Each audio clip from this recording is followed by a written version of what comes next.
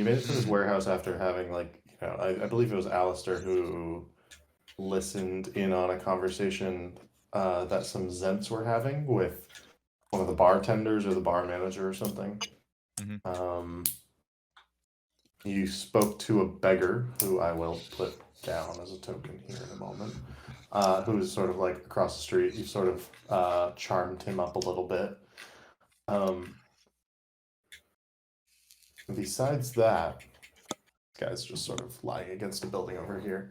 You learned a few pieces of information about what was happening within the warehouse by the sound of it.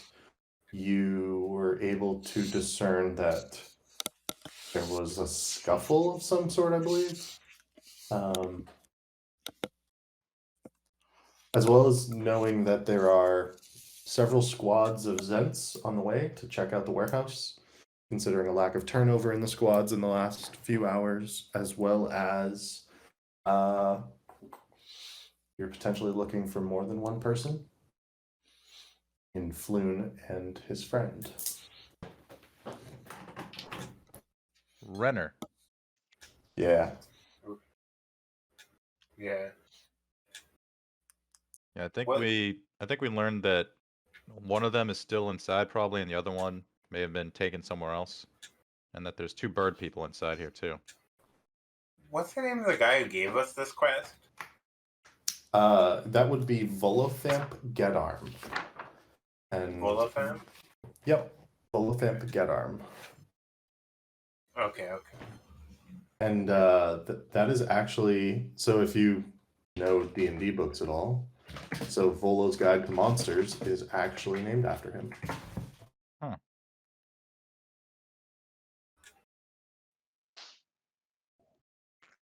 That's a pretty good book too. Interesting.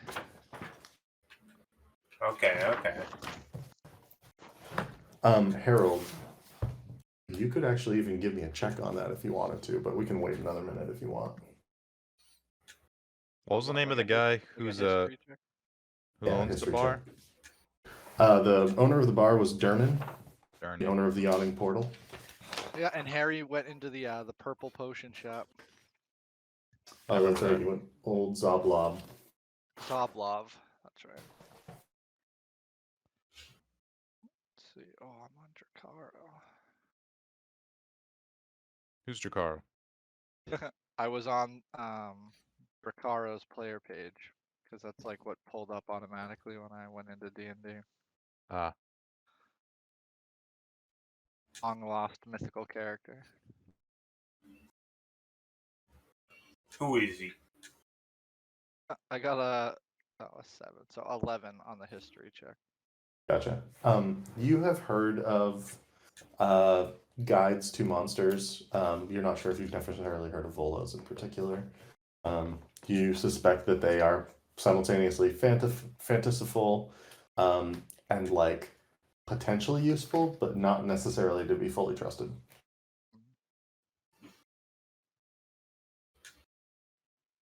Cool. And somehow we trust this guy. Volothamp? Yeah. I mean, he's going to be the one paying us. I know he's got coin. Yeah, Alistair's just doing this for money. Yeah.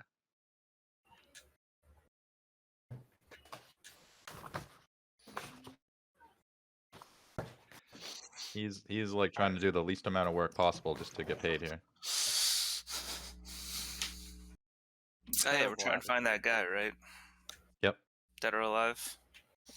Dead or alive. I think preferably alive. Definitely, preferably alive. So we got to come up with a plan to go inside. We're gonna go in guns a-blazing, or do we want to be sneaky about it? Or if we want to go in and all, because another plan we had was what was it again? We were gonna like maybe hit the guard shift. Oh. Yeah, we were. Yeah. That was part switcheroo? of. I think. Well, that was part of breaking in. I was like, that would be like, yeah, that's an option. I would classify that as being sneaky breaking in. I get, yeah. I mean, I'm always going to lean towards doing the stealthful option. I mean, we could also just try and sneak into the front or whatever. Or the back. Sneak the in roof? through the front. Yeah, I mean, there's probably ways to get in. I mean, who knows what's even inside if there's a guy watching the door. Yeah, let me set the scene a little bit. We might as well like kind of jump in and start at this point, and Penguin can catch up. So the building as a whole from the outside, the warehouse stands at the back of an outer yard, behind a high fence, and so you can see that fence here, about 8 to 10 feet tall, roughly speaking, and the street is sloping downwards from north to south. There are the fence does not appear, or the gate on the fence does not appear locked, so this gate does not appear locked, and you can actually tell that it's like ever so slightly open. On the street level, that'll actually change this as well. I'll just switch this to this level. So on the street level, there's actually several different entrances on the north side. There's a few windows here. There's 2 windows up north, and then there is a door into what appears to be some sort of office area based on the nondescript / like if you were to just like glance, like walk by, you can see like desks inside. And so, you know, there you could either attempt to go through the north, probably by the looks of it, or the courtyard. The eastern side of the building actually abuts some other buildings. Same with the southern side of the building. And so there's not even an alleyway between the 2 locations, or nothing more than, say, like a rat could get through. The building is dark at this time. So then from our perspective, the only entry points are probably like the windows, or like basically the door. Yeah, there was a door. There was a door in the front. That's exactly right. Okay. Okay. And I can switch back as well. And then Eh. when we got here, how long? I assume we would know like how long before the next shift is, the shift change or whatever. Yeah, you believe that you have roughly 30 minutes at this point, based on the time it took to converse with the beggar, the time it took to get to Candle Lane in the first place, between those several different things. Okay. And it's inside of the building that's dark, right? Yes. Is there electricity in this world? There are continual flames. So I believe that I described the end of this street as gloom enveloping effectively what is a narrow alley where you're standing. All the street lamps have been smashed, and the only light that pierces the darkness is a faint flickering from down the lane, like a distant candle. And you know that some of these lamps that they light on the streets are actual continual flames cast by wizards who go around and tend them in effect for the city. Well, I think Alistair would just want to like tell the group basically to stay out of sight for a minute. He's gonna go peep in these windows and just trying to gain as much info as he can from the outside, from just like creeping around and looking in. Cool. I'm just going to pull up the other map. Go on a little recon mission. Yeah. Report back, Oh. Alistair. Stay out of sight, lads. I'll be right back.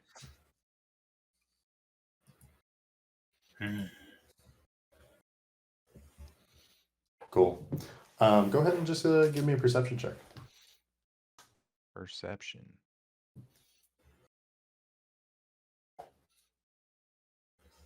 That'll do. 30-20. Okay, so you can see some of the following. There are clearly offices of some sort. From your vantage point in particular, these 2 rooms, the upper floor contains a suite of offices that get some sort of usage. There are desks, chairs. With that roll, you can actually see that there are rats on the floor in one of the corners. There's like 2 rats, and then there's like a third scurrying into the next room, and you actually go from one window to the next here. You go from like this window to this window here, and you're looking through, and you can see that there's cobwebs and that the curtains are probably heavily dusty. And you can see that there is a door from one room in here over into the next from west to east here, and that there's a door in this room from west to east as well. And I will actually take away some of this fog for you. Light it on fire. Just in time. Hey, I run out and I cast Firebolt on whatever he's looking at. No. Is it possible that I could check out the rooftop by flying up? Yeah, absolutely. Okay. Those are the only 2 windows in the whole place. Those are the only 2 windows in the entire area that you can see. That's correct. Okay. I'm just trying to use I got the good night's vision, trying to see if I can use that somehow. Gotcha. I got decent dark Is it vision nighttime? too.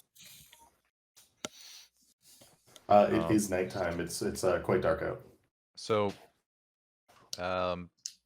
does it seem like these windows would be easy to break into? Yeah, definitely. You could definitely like elbow one and.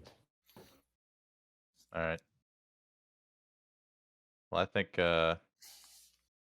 Alistair would just sneak back to the group then and let him know what he's found. Remember, I have Mage Hand too. If we got to do something sneaky.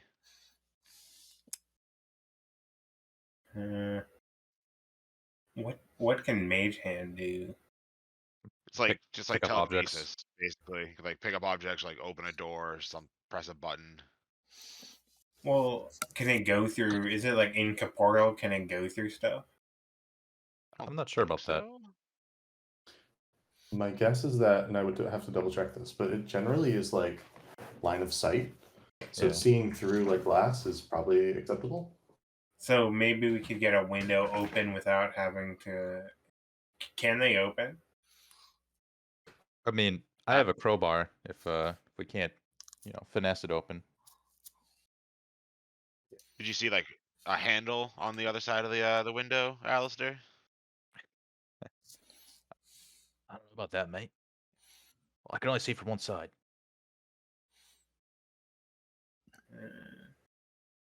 What did you Doesn't see? hurt. Either way, I say we just wait for the shift change, and then maybe once they're done, then maybe we take a closer look.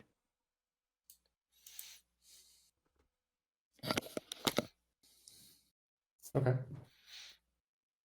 Um, The bum actually gets up and he begins to like stagger up the street away from you all, sort of singing whatever terrible song he had been singing, going down this way until he's off the map.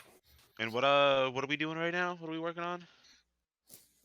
well, we're seeing about maybe getting into the building. Maybe we wait. I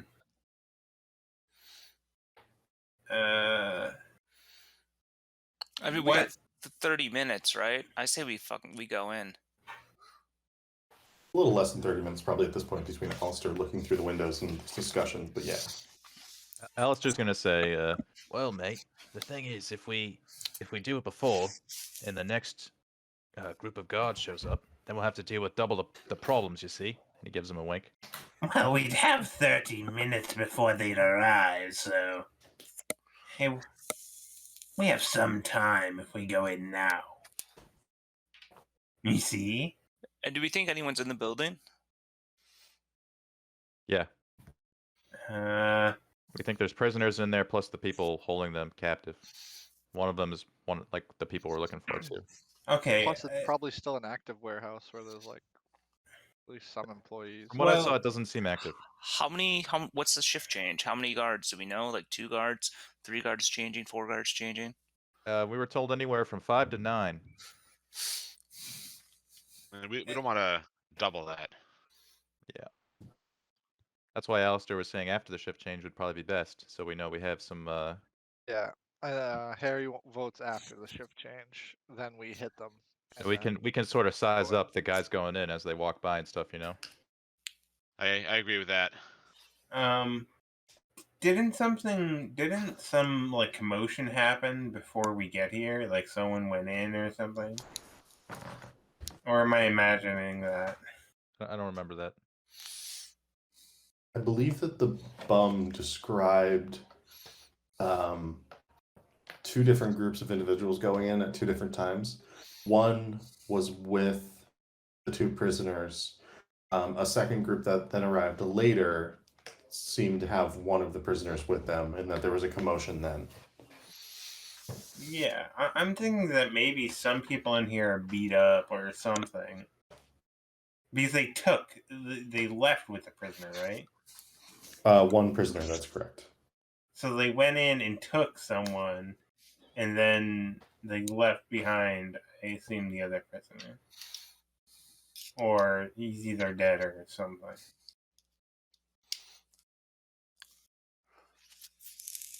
I don't think going in now is exactly a bad idea, but we could also wait. I just mean, you know, we know that there's more guards on the way. I'd rather just wait until, you know, the Right, the chances point are is if we smaller of us go in, facing if they're- double the amount of like- guards. Yeah, like if there's guards, we'd have to go in now, fight them, or deal with them in some way. Then we'd have guards coming in 20 minutes. So we'd have to deal with them as well. But if we just let them shift change, then we just go in and we have to deal with one set of guards. Yeah, let's go set up somewhere where we can Or, keep an eye on the or place, possibly wait our for the mark, shift change. our mark could be transported, you know, during the shift change, and we could just follow them then. We choose Yeah. wait. Okay. Okay. Do we know which door they're gonna come out? The bottom door or the top door? And would they be able to see a group of 6 people just like hanging out in the street? Yeah, what's We're gonna hide. We're gonna stay out of Hello. sight. what's We're the gonna roof look go- like? Would like me and Aeroth be able to hide up on the roof? Yeah, I don't see why not. You guys could attempt to do that. For the rest of you, you would have to probably hide back on. Gosh, what is that other street? You would have to hide back on Book Street or the Way of the Dragon. And the Way of the Dragon is like a large thoroughfare that sort of goes down and bisects the dock ward from the southern ward. And so even at this time of night, it could theoretically be pretty well traveled. Book Street would be pretty quiet still. It's sort of in the center of the dock ward, and it sits in between Snail Street and the Way of the Dragon. Snail Street. How far away would that keep us from here? It would keep you probably about a block and a half or so away. There's no like alley for us to creep in. Not in the general vicinity of the building. Let's just look for a moment. Give me a perception check if you want to look around for one.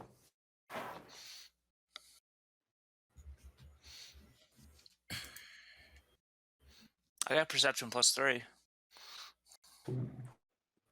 Same. Yeah, seriously. I'm rolling nice. Okay, so you have no issue finding a few different spots that the group would be able to take up as posts. There are definitely places on the roof that you think are simultaneously out of sight and also good enough for Aerith and Zusu to sort of like sit and hide in.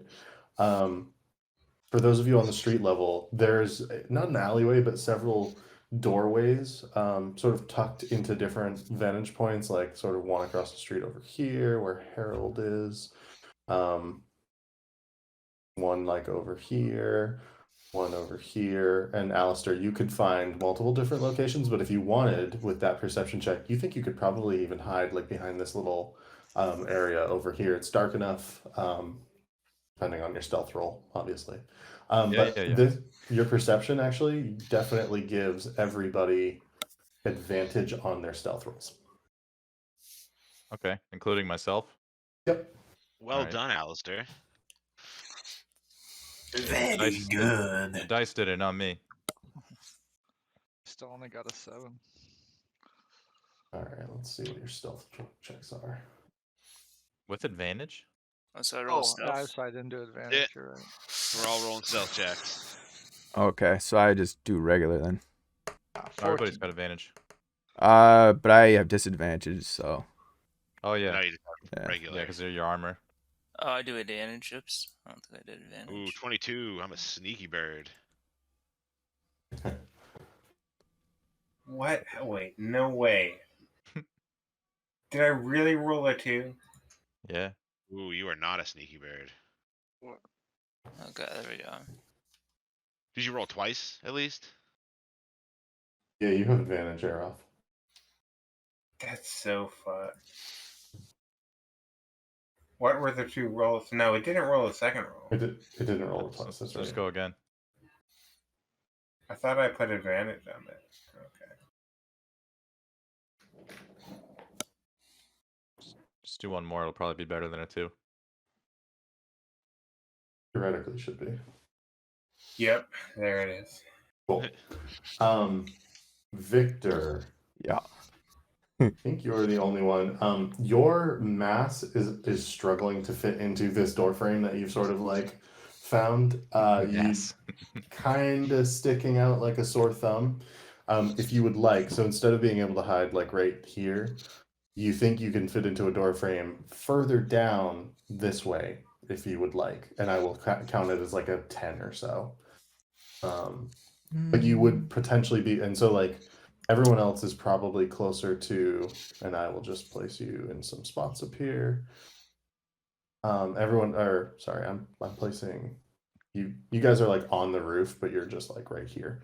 And Harold, I'll put you up here. Otherwise, Victor, you would have to be further down, like in this area, if that's okay with you. If you want, you can stay further up, closer to Volknar and Harold. Otherwise, I uh, think You try to hide behind a tree that is much too thin to hide you. yeah. I think I'm not hiding with anybody. Like if I get caught, I'm not gonna like blow up anybody else's spot though, right? I Or- mean, you're unsure.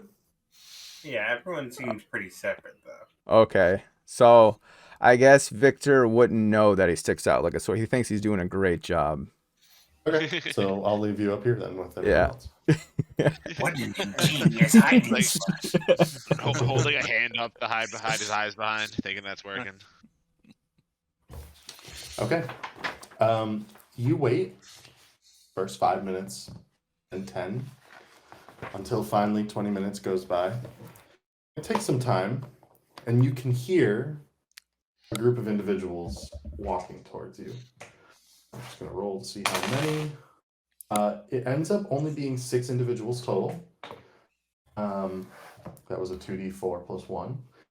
And these 6 individuals, 2 of them appear to be Alistair. You actually recognize 2 of them as they come around the corner.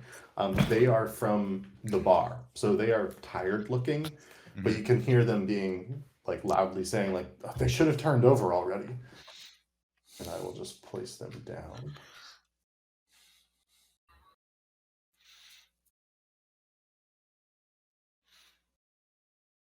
It sounds like we're gonna be fighting drunk guards. Even better. At least 2 of them. They're definitely tired. And these individuals make their way down the street.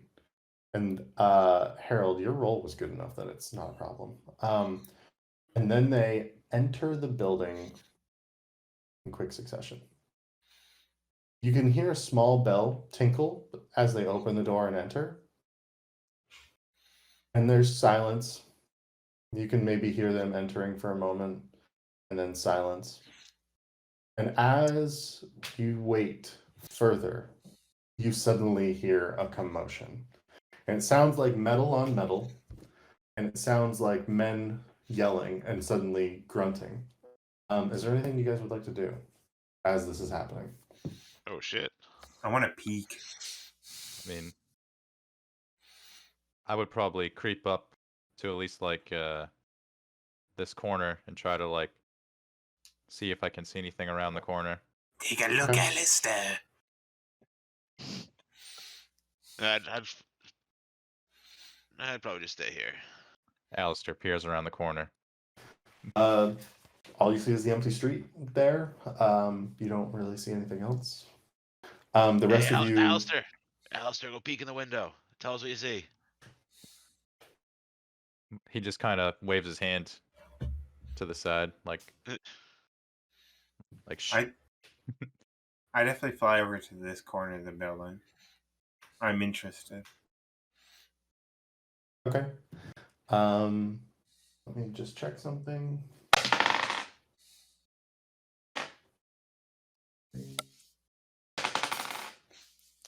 Okay, so at this point, the door to the warehouse bursts open. Oops. And you can see Kenku running out of the large warehouse door. And there are 3 of the individuals who entered running after the Kenku. And they begin sprinting up the street after the Kenku. And the Kenku is just hauling ass basically. And so all 4 of them are running away. Is there anything you guys would like to do as this is happening? I think we should let this distraction distract itself. What are Kenku again? More bird people. Kenku, yeah, Oh, they're bird people, okay. crow-like bird people. They're flightless, though, aren't they? That is correct. And they do not have their own voices. They effectively mimic sounds and voices that they hear around them. All right. Yeah, Harold's definitely just going to hold still and kind of watch what's going on with interest, but not intervene. Volkner's gonna Okay. look at Victor and see what he wants to do. Can we see each other? Well, I don't know. Volknar can definitely see Victor. Oh, Victor, okay, you yeah, can yeah. actually not see Okay, the others. so yeah, Victor, he's just waiting. He's like, he's just staying there waiting for something to happen. He's not gonna, I mean, take. that guy can give us information on what's inside if we save him. Well, I'm not hearing you think any of this, so. Oh yeah, that's true. Okay. So the group continues to sprint out of sight. As they do so, and as they pass you, Victor, you can see that one of the bandits gives you a really strange look as you're standing in this door frame. Otherwise, the entire encounter is uneventful. The area becomes quiet. Is there anything else you would like to do? I think I wanna like sneak in this door over here. It does have a bell on it though. Oh yeah, that's true. I think Aerith kind of forgets that, and he opens the door. Okay. You open the door. There's a tiny little tinkle of a bell. And you are now standing in what would effectively be a front office. That said, this front office clearly has... It's not like a typical office in any way, shape, or form. It just has a rug on the ground in the middle of it, and it looks like what would effectively be an entryway. It looks like there were many feet moving through here as well, considering the dust patterns on the floor. That is quite apparent without needing to check, for tracks or anything like that. Other than that, it's pretty empty and bland. There's a door, both on the west side and the south side of the room. Okay. I lean out the door and I'm like, enter, as I call down the street. Harold looks around and if he hears the bell go off, he's like, "Oh, the damn bird!" Yeah, Featherbottom would slap his forehead and fly down to join Harold and Alistair. He runs over to Alistair and goes, Someone just go in. "Yeah, I think someone just went in there, Alistair." Yeah, it was my cousin. My cousin just went in, Oh set god. off the bell. I think we Boys. might have to go save him. Volkner sees this and he's gonna Alistair, grab Victor and Alistair puts his fingers between his lips and does like a loud whistle to signal the meatheads over. I'm like stuck on this grid thing. How do I move? Oh, there we go. Get you off. Well, the Board Boys winning. We gotta go. Did he find food? So, Food. so they don't make more noise than me. I think I cut the bell. I Okay. destroy the bell. Can I go back and see if I saw snakes or whatever the tattoos on their hands were? Or it's too late now. Oh, as they ran by? Yeah. No, yeah, you can roll for that. That's fine. You didn't necessarily have the time to interject there. Okay. What do I roll? The Let's go with perception. perception. Ooh-wee. So it was pretty dark, and so it would be difficult to tell. You think you did see something on the hands of one of them. You're unsure if it was the snake tattoo, but it could have been. Okay. I'll tell the group that I think I saw the snake tattoo, but I'm not sure. Okay. And Harold, are you with the group as well? Harold's gonna hang back Okay. and like watch out for the guards. And hope, and if they're gonna go in, then Harold's gonna like watch, make sure they don't get blindsided. Gotcha. I think the meathead should lead the way. I wouldn't want to get blood on my feathers. Never would have guessed that's the way you ran in here. I was curious. Yeah. Alistair just puts his hand up to his mouth like shh, and then goes up to listen to on the store. Okay.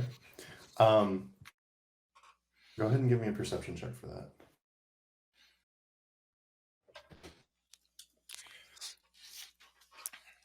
I think it's an 18. The dice is it's an 18. Yeah.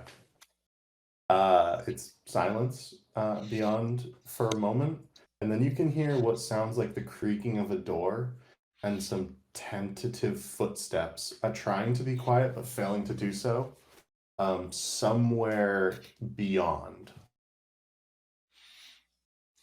Okay. Then Alistair turns back to him, and then like puts his thumb over his shoulder, and says, "They're in there. They're in there." Mm-hmm. Faulkner says, "What?" Alistair does the hands like pointing, pushing down motion, like keep it down.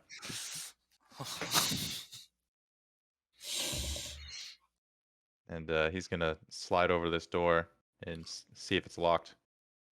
That door is unlocked. All right.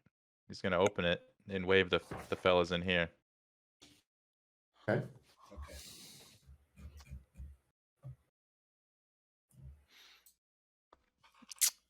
Yeah, I'm gonna start looking around the room, see if I see anything interesting. Anything of value? So in this room, it's just an office. But again, it appears to be mostly unused. If you want to like try to search the desk drawers, so there's several desks. There's a few filing cabinets. If you want to attempt to like find something, you may do so. There's a door, both on the there are two doors, excuse me, on the western side. One on the north partition of what is clearly probably a wall in between the two rooms, because you were able to look in and see through the window. Like here, right? Yep. Okay. And then there's another door right here. Oh, okay. Well, while they're kind of searching around, Alistair would go and then like kind of give a listen on this door, see if he hears anything. Yeah, go ahead and give a perception check to that as well. They're just gonna get worse and worse, I can tell. Silence from beyond this one. I give the handle a jiggle, see if it's locked. It's open. It can open as you wish. All right, I'm gonna pop my head in here then, like crack Okay. it open and take a peek. This room is clearly some sort of back office for an individual accountant. You can see accounting books on the table, inkwells, fully corked and filled to the brim with ink. Everything is covered in a pretty heavy layer of dust.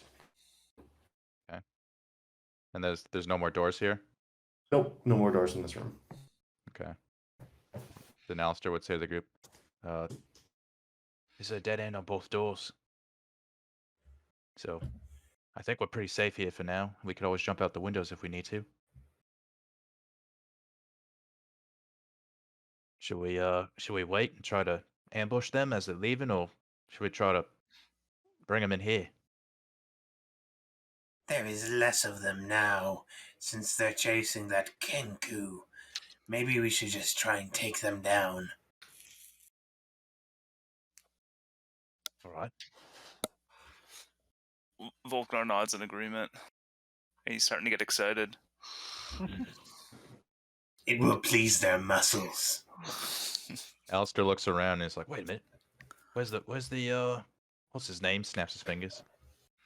Harold? What was his name? Yes, I think it was Harold. Yeah, that sneaky wizard. Where is he? Anybody see him? Looks like he snuck himself out of the building. I think he just waited outside, fellas. Maybe. Volknar's gonna go to the window and open it and stick his head out the window. Look for him. Okay. So you stick your head out the window and you can see Harold on the street. So like, hey, what are you doing? We're in here. Approaches. Hey, what are you guys doing in there? It's like, we're raiding the place. Get in here. I'm just watching out for those guards to come. You guys make it quick. I'm gonna distract these guys. Well, give us a signal if Watch the something door. happens. Oh yeah, you'll know. All right. Alistair pushes Victor this way. He's like, all right, I guess we're going in then. Make it quick. There's more guards on the way. So you guys want Victor to open the door? Alistair's like, sure. He's gonna hang out on the street. Okay. Harry's gonna be flipping a gold dragon, like just Okay. flipping it in his finger, Gotcha. pacing up and down the street. The street is still silent, so nothing's happening up there. Well, he's being Vic- vigilant, so if anything comes. Gotcha. Can you just give me a perception check in the background while they open the door? Yes. Okay. So you open the door, Victor. Is that correct? Yep. And so it's quite dark in here. You are rapidly like losing sight of anything. Everyone else, I believe, either has dark vision. Is that correct? You guys have dark vision. Is that right? Alistair Only definitely birds does. do. Volknar does. Do birds? The Aarakocra. That's a good question. I don't think so. I don't even know where I'd look for that. Is that under features and traits? Yeah, I don't see It'll it. say it on the left side, like on your like the first page on your character sheet. Yeah, we don't have it. Okay. So anything beyond this point is too dark for you to see. Besides like what I've revealed so far. Volknar's gonna try to take a peek in. Who's got like a produce flame cantrip or something? Nope. I can cast light. Okay. And are you casting it on an individual or like a weapon or something? You have to attach it to an object or a person, basically. Yeah. Can Volknar see if there's a light in there somewhere? Not from the vantage point of like peeking through the door frame. You can see quite a significant number of crates, and I will actually change some of the way that this is formatted. So you can see that there's like two balconies here, and that there are crates on the balconies, and that there is some sort of drop over a railing. So we're at like the high point and it goes down, basically? Yep. And it goes like you can see that it starts to go down like here, and that this is railing, and this is railing here. Okay. And Volknar can see that, and as Aeroth casts light, you can see quite a bit more. Yeah, So I what- think. I think when you cast light, it's like what actually happens is he has a holy symbol, and it actually opens up, and on the inside light comes out. Gotcha. And so I will just check one thing. So cool. Multiple uses. So I'm just checking where like 40 feet is, so I have an idea. So the light goes about 40 feet, which is going to be roughly this area. And so it lights this entire area up, and you can begin as you like. I assume you guys are like walking into the room or not. Yeah, we're walking into the room. Okay. And Aeroth, the light will come from you, so I'll try to reveal more so that everyone can see that. But Volknar, you can begin to make out with your dark vision, you and Alistair in particular, as you come up to the railing, you can see that there are some sort of bodies and liquid on the ground below. And as Aeroth steps closer, you can see dead Kenku down below. And eventually you can see several dead bandits as well. Some of them who had just recently walked into the area. Alistair looks to the lad and says, "Looks like we're late to the party." And so the rest of the warehouse begins to become illuminated to you.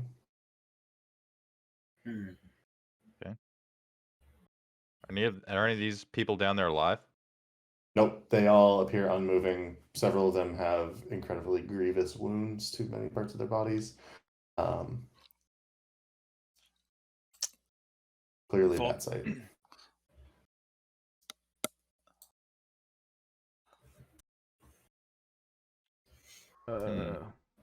Maybe we should get the wizard. All right. You guys go take a closer look. I'll get the wizard. Now Vulcan's gonna start going down these steps. He waves up with Victor over. Okay. And Alistair goes to retrieve Harold. Okay, so Volknar, you're going downstairs, is that correct? That's correct. Okay, I'm so gonna for fly over the bodies and see if I can check out the area, see if there's anyone still alive or moving. nope, everything seems.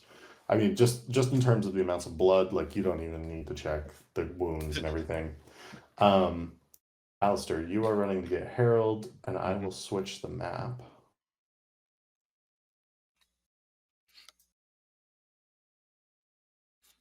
And I will put Harold and Alistair up there for a moment. I've got the wrong feather bottom there. If you can, you should send me the actual token that you're using, and I can. That way, I can like actually add it next time. There we go. And the bomb is gone. And then let me just erase some of this for you. Oops. Didn't see that. Yeah, that's fine.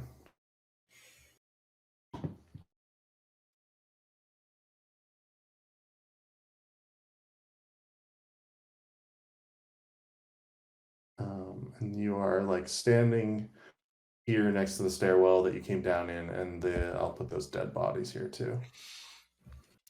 Whoa. Damn. Oh wow. This is PG-13. Yeah, much blood.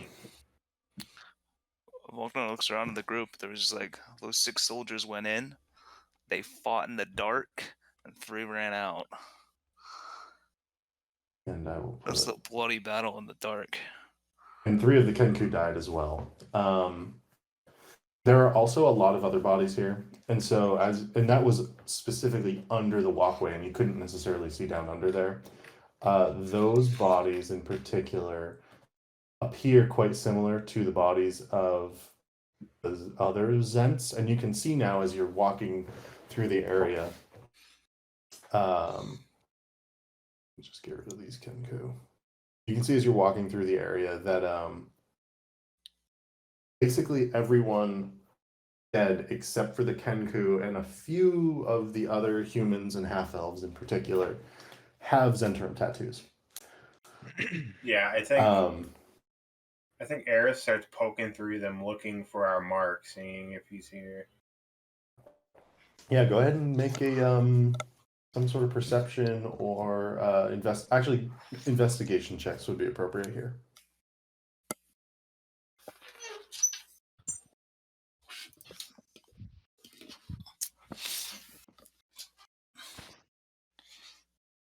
What is that roll?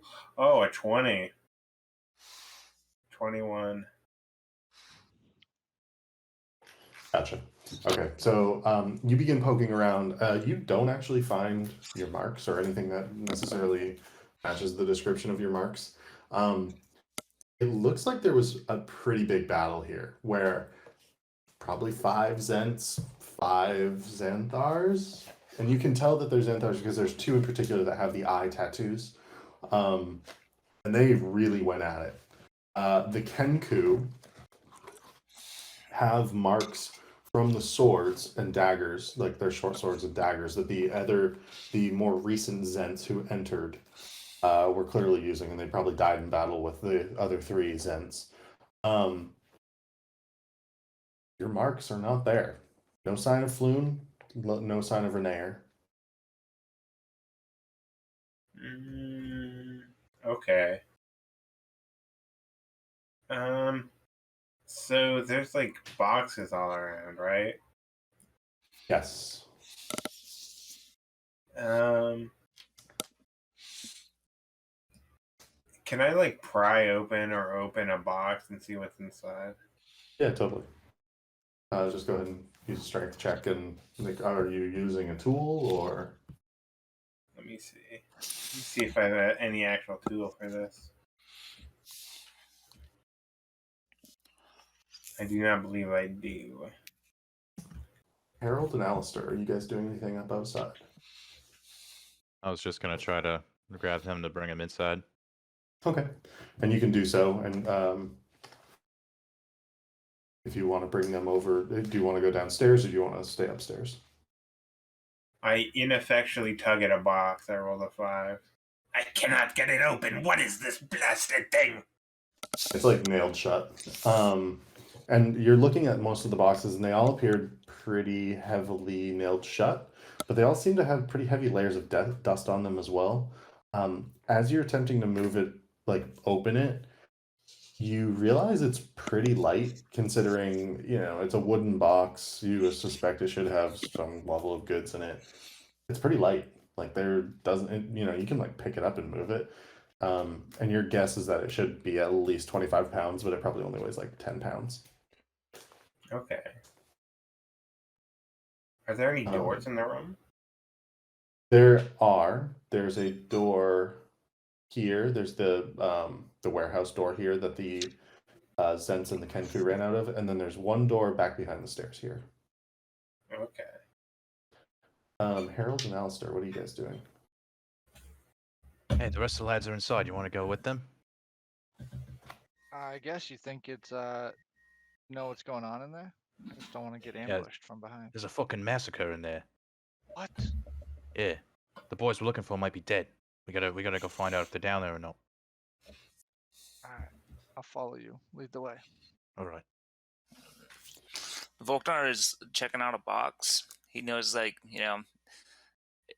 it seems breakable, so he wants to pick it up and slam it and see what's inside. Okay. Do you even attempt to open it, or do you just like pick it up and just slam it on the ground? For the record, there are people that have crowbars, probably. Volknar doesn't care. He likes to slam shit. Okay, just better. crowbars are a thing. Go ahead and give me a strength check, Volknar. Sweet. Harold, when he gets in, is dumbfounded at what he sees. He's got a 7. Yeah, you rolled a stealth. Oh, I did? Whoops. What was I doing? We're Strength? keeping it. Yeah, strength check. How do I get a strength check? Oh, there it is. It's a strength save. 8. That probably But you're comes out rolling the low same thing. anyway. Alright. So in this instance, you pick up a crate, and the weight of it surprises you. If there were goods in it, you would expect it to be heavier, and you actually are able to like toss it across the room. It doesn't like smash open, but it doesn't sound like there's anything in it as it hits the wall. It just sort of like hits the wall and falls with a dull, empty thud to it. Alright. What the hell are we throwing around boxes in here? Alistair stands on the table, Cute. examining the scene. Gotcha. Plenty of dead bodies. Same thing that I described to the others. Harry wants to note the tattoo of the Zents. Gotcha. What like logo that is, or what it looks like. So, yeah, so it's the same one that you saw outside of the Night in Shadow, which was the bar that you cased out up on Snail Street, effectively in like what would be the center of the dock ward. It is a flying snake, and it's in black ink. It's not in blue ink. It's like this gosh, what is that? A flying black snake, effectively. Not a dragon, not a like it's very clearly a snake with like not angelic wings, but sort of like fluffy sort of bird wings, Waddle? maybe. Yeah, kind of Guadal-esque, yeah. Okay. Alright.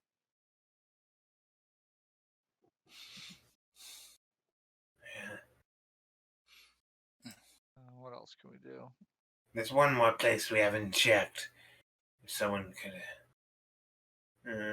Is there any other rooms or any other? Yeah, right where Aerith is. What do you got? Okay. So, do you want to open this door? It's like Yeah. it's probably a closet from what you can tell. This opens up, and you do find one of the individuals you're looking for. Inside is a man. It's a cramped chamber, and it smells strongly of sour fish and vinegar. It seems like it's filled with discarded ropes, canvas, tarpaulins, splintered wood from smashed barrels or crates. Rhaenyra is hiding, and you can see that he has like rope on one of his hands still, and it looks like it was like tightly bound at one point in time. He just hasn't like ripped it fully off. He's holding a board with a nail in it from one of the crates, and he's like holding it forward like, I'll attack. Don't hurt me. We are not here to hurt you. Easy there, big fella. And he's like, who are you? Harold Yeah. steps up and introduces himself. I'm Harry, a wizard. Okay, go ahead and just make a quick perception check, and you guys can, either one of you, Aerith or Harold. And if you're technically aiding the other one, so whoever does it can do it. Yeah. Okay. Yeah, we'll just- So he's scared. He's covered in grime. But you can see he begins to sort of relax. And he puts down the board and he goes, "You're not like them. Can I come out of this closet?" He sort Of of course, tries. get out here. We're looking Okay. for your friend. He steps past you, and as you say that, and he kind of looks at you sharply, and he sees the rest of the group, and he goes, "Which friend? Who are you looking for? Floon?" That's the guy. Alistair slides up. Yeah, puts his arm around his shoulder. It's like, where's your friend? And he's kind of like, oh. And as you get close to him, he smells also of what would effectively be like rotting pickled fish. Ooh, I love the smell. Alistair takes a step back and takes his arm off his shoulder. And he kind of looks at the lot of you, and he sees all the dead bodies, and he goes, "What a mess! Oh God! Oh, I hope Floon's okay. They, oh gosh." What did they want with you and Floon? Why are you here? Where did they take him? Do you know? And he sort of like stumbles over and sits down on a barrel, his head in his hands for a moment. He goes, I think it has to do with my father. I think Floon's caught up in this accidentally. You see, and he begins to tell you this story of his father, who was one of the Open Lords of Waterdeep. And the Open Lord of Waterdeep shows their face. This is highly unusual because most of the Lords of Waterdeep do not show their faces as part of the ruling council. It goes back long in the history of Waterdeep, and this is one of the things that a lot of you probably would have picked up pretty quickly in the city across the several days that you would have been here. His father, Lord Neverember, supposedly embezzled a large amount of gold while he was the open lord in the last 3 years, roughly.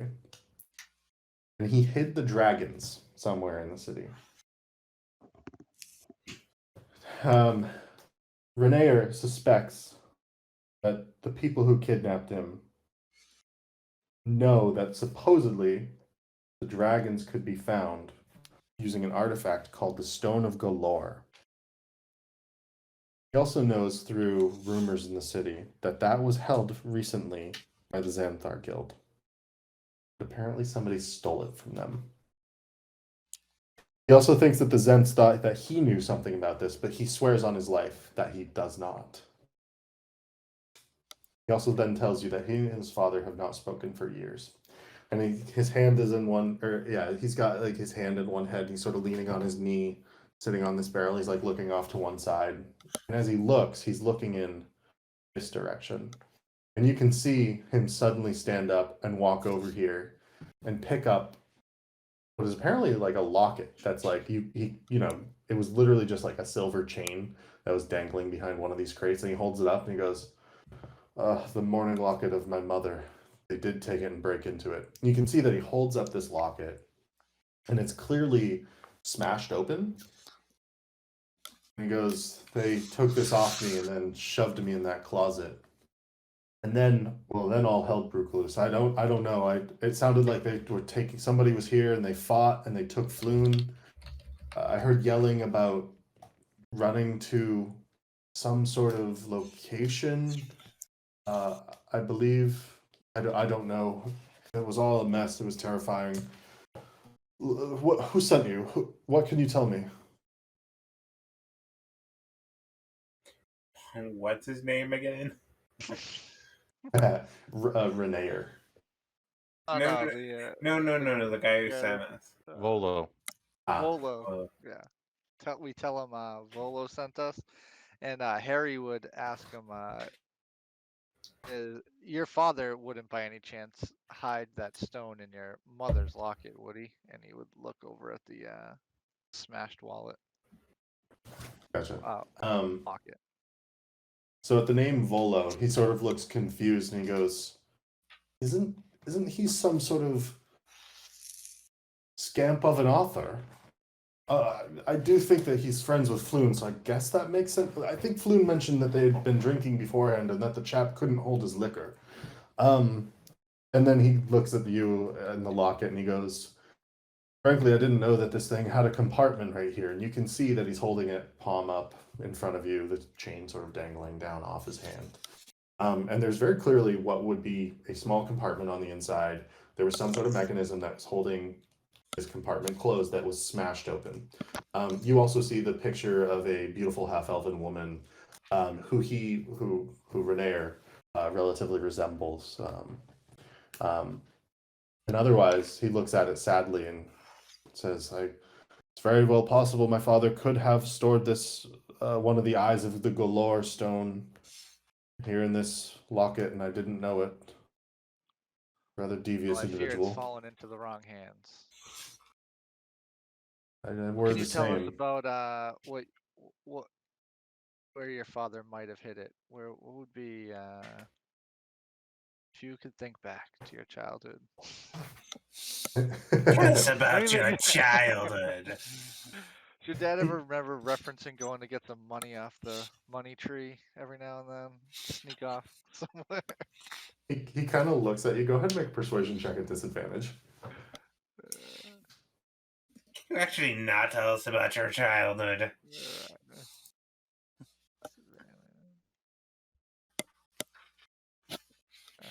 12. Okay. Use 12s. He sort of gives you a look for a moment and he goes, but look, I don't know where my father said it. Like I said, I've not spoken to him in 2 or 3 years at this point. Things have been poor ever since he stopped being the open lord of Waterdeep. Frankly, since he embezzled the money, by the sound of it. We've not seen eye to eye. No, I don't know where he could have hid it. Frankly, I probably would have told Laryl Silverhand, the current open lord of Waterdeep, if I did know. And he says this not coldly, but he's saying this as like what is clearly the move of sort of like an upstanding, concerned citizen. He also sort of looks at the lot of you and goes, "Look, I think we should get out of here as quickly as possible in an attempt to find Floon." Yeah, you have any idea where it might be? No, I have no idea. My only understanding is that they said get him to the hideout. And he kind of looks at you all imploringly.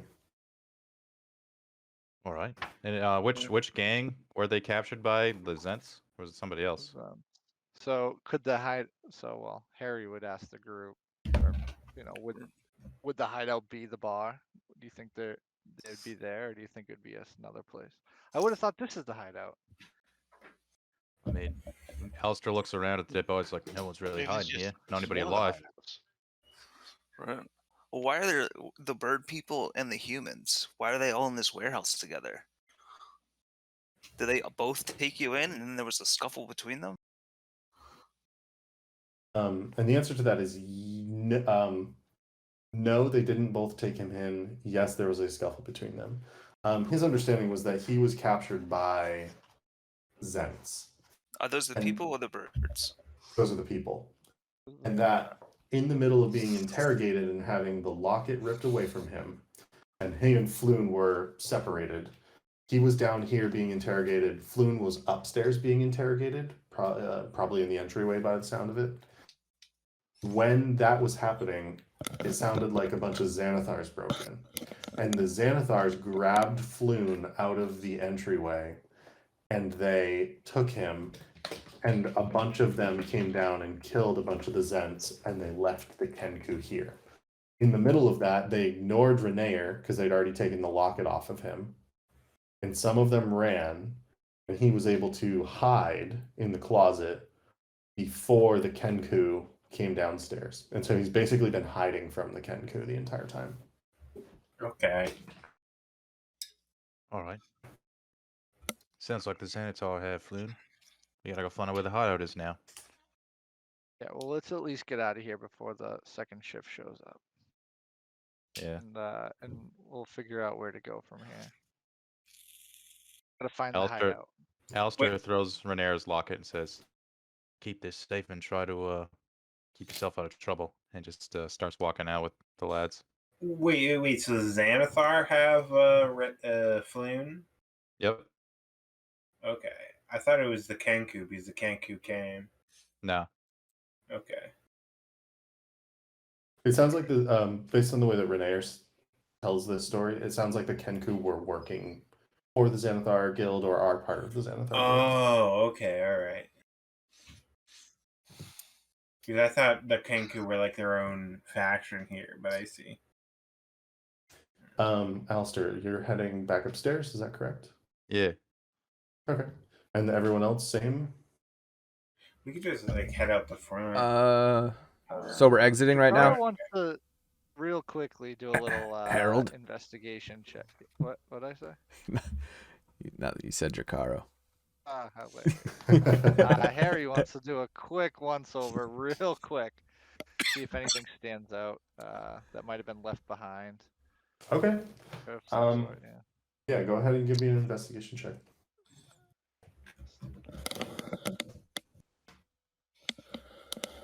14. That is pretty good. And so you're examining the crates, the boxes, the individuals, the room. Yeah, he just kind of casing the room to see if anything stood out, like anything, like like the locket or anything other shiny. So you'd kind of pace Gotcha. a little lap and see if there was any treasure chests or any items left behind in the scuffle. That Did you could, say treasure chests? I did. That's like a just- spare yeah. chest. Is there any treasure chests under these I know. corpses? Did they Treasure? drop it? Okay, so Possibly a note or something that would leave any sort of clue to where a hideout might be. Gotcha. So there's is anybody else doing the same or anything I, else? I want to check corpses it- for money. Okay. I'll help Harold.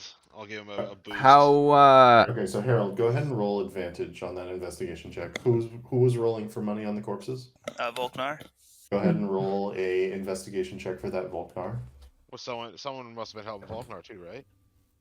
Sure. I bet Vic was helping Volknar. Okay. So Volknar, you get to roll that again. Well, sure. 14 was still my roll. Okay. Aerith is investigating to see if there's any good body parts you can harvest. This one looks nice. Aerith, I will leave that to you to determine whatever it is that you would need for your spell no, I components. don't really. Okay, so based on those investigation checks, What years can of I- fingernails? can I Fingernail get of Kenku, perfect. Volknar? Can I please get a 1d6 and a 1d20?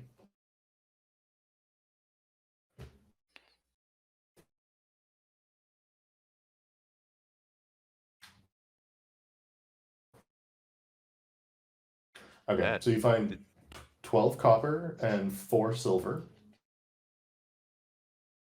on the bodies across them. 12 copper and 4 silver. Harold, the one thing of interest that you find, and I will drop this in the docs and links, would be what is a map of Waterdeep, but it doesn't look like a typical map of Waterdeep. It's kind of strange looking. Where did it go? Where did I have that? It's quite clearly a map of the sewers of Waterdeep. And in particular, it was on one of the Kenku. And I will give this to you if I can find it. I just had it.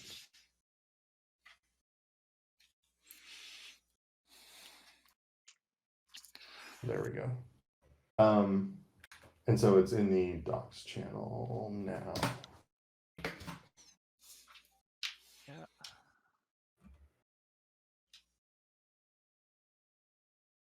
And so I got out a couple circled things. All right.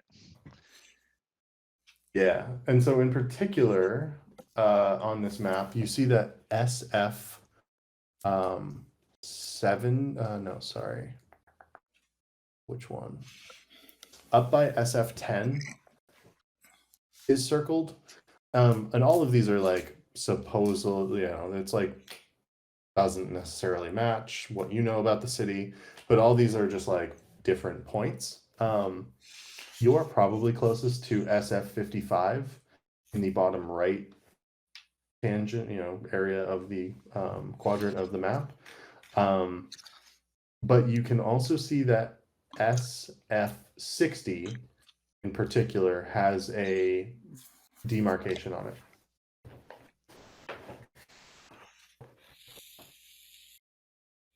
All right. So that's close. Could Harold deduce like where he would think that would be based off his knowledge of Waterdeep? Yeah, totally. Based on your knowledge of Waterdeep, SF 60 would probably be close to, specifically, it would be in the sort of like close to where the Trade Ward meets the South Ward, somewhere near River Street, over by the River Gate.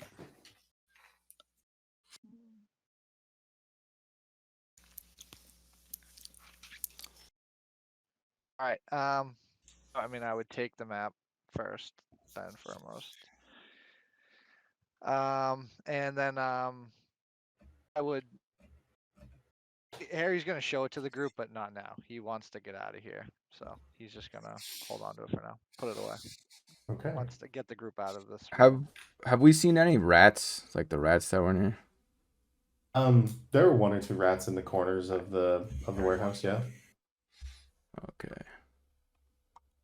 If Victor saw a rat, he'd probably try to like stab it for A like, hearty meal a it would snack. make. Yeah. Go ahead For and a just snack?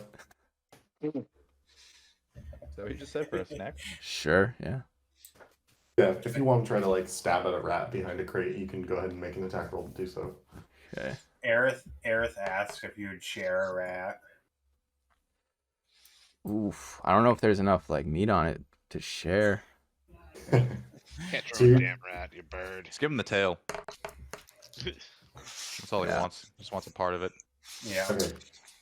So you stab down through the rat, but you eviscerate it, and you basically cut it in half as you do so. Okay. And so there's basically two halves of a rat. You know, do whatever you wish with Okay. it. So, Victor would be willing to share the rat, but he wants the head. He wants like the head half. Half with the Yeah. head. Gotcha. I'll make that deal. Okay. Sweet. Give him the butthole half. You get the half with the butthole on it. All right. Yeah, that's all Victor wanted to do. Okay. Anybody else would like to do anything, or you're all good? Are these? Am I at doors here, or are those windows?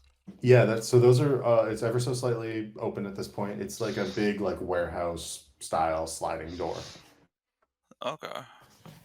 I want to wave to the group, and be like, "Hey, there's an exit here." Yeah. I was gonna this- use this one. This is the way that the Kenku and those bandits ran, by the way. Right. Well, let's go that way then.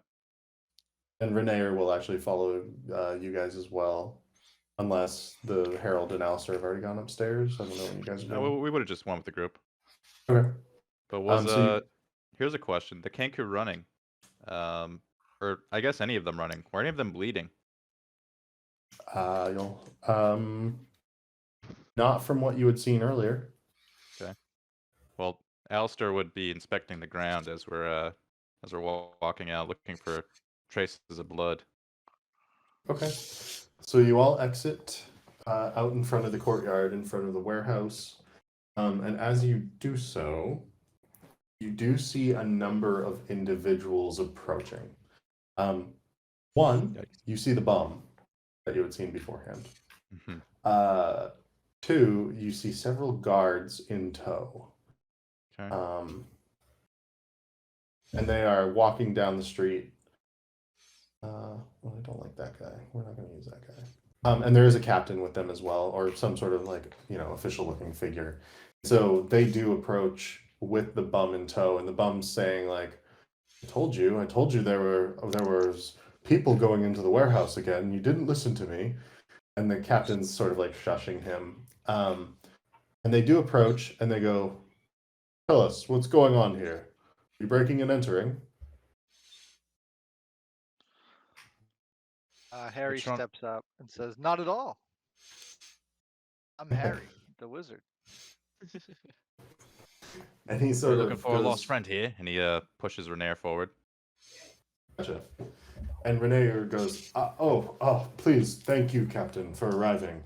My name is Renee Neverember. These folks rescued me from a kidnapping, and he goes on and tells his story. And the captain of the guard seems to relax, and he clearly recognizes the name Neverember. And the captain's like sort of glancing in. He goes, men, check out the massacre. And several of them run in to understand what's happened on the inside. The bum sort of sits down in the spot that he had been beforehand. And he goes, and you didn't like my song on the way over, and sits back down and keeps drinking. The captain of the guard kind of speaks with you all about what you've seen on the inside. He's effectively beginning to write a report. You can see that he's got like a clipboard. He introduces himself as Hyestus Staggett, and he's the captain of the dock ward guards.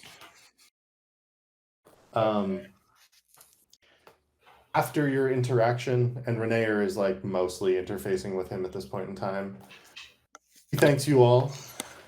And Renaer says, and if you see, and Renaer describes Floon. He says, if you see this man, please help him if you can, Captain. Captain nods. Says, understood. Adventurers, if you could, please get this lord to safety. I would hate to see any harm come to him after he was clearly saved by you all. He sort of gives you all a nod. Hmm. Well, we'll be on our way there, Captain. Alistair gives him a little nod, then starts moving on. Yeah. Okay. And Captain and the other guards go on into the inside. Bum continues his song, and where would you all like to go?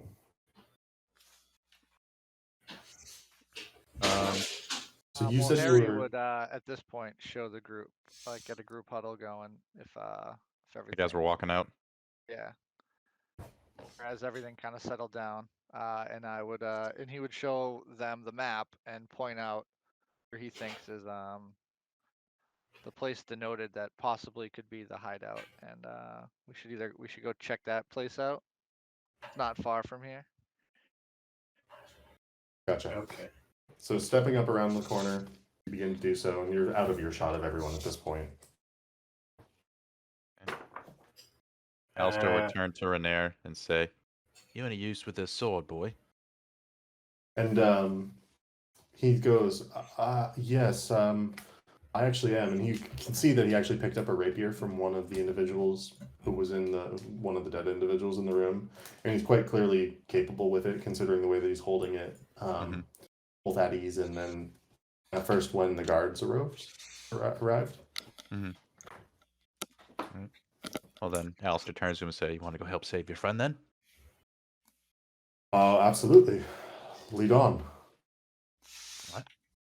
Well, Harold, let's go towards places on your map. Harry would lead the way towards FS60. Okay. Go ahead and just roll me a d20 really fast. Be anyone.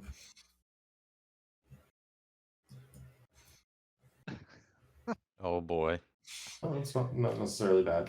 It just takes you a bit of time. You go down a wrong street at first, and Renee, with the help of Renee in particular, you take a little longer than you probably would have liked, but it's been a while since you've been in this part of the city. And you eventually make your way to SF60, like in that area, towards towards the river gate in particular. And it takes about an hour to get across the city, that length of the city in that amount of time.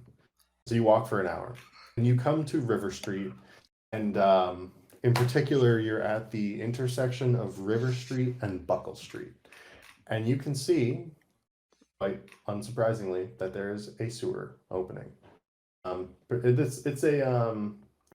It's interesting. It's sort of set against a building here on River Street, and it's a manhole, but it's a manhole with two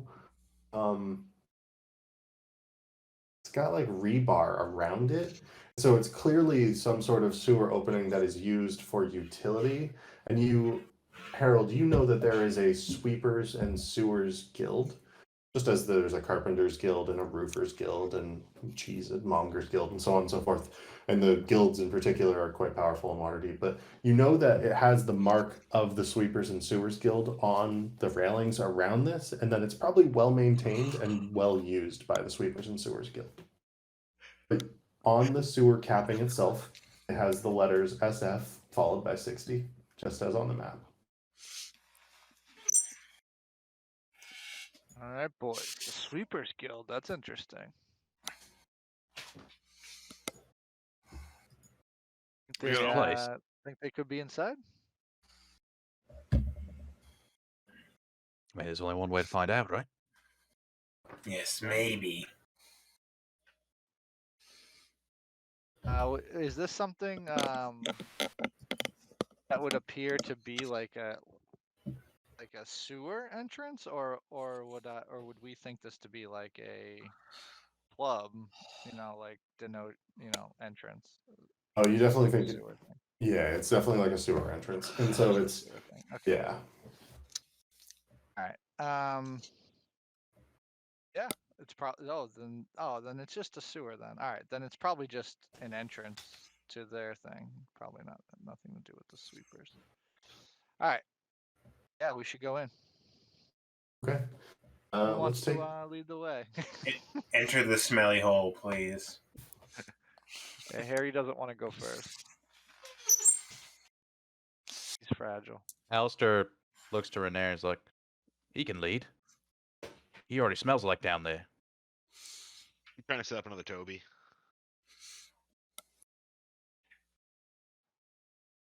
Yeah, so Harry So is we're, gonna like stand at the entrance and like we're only wave the being group paid to through.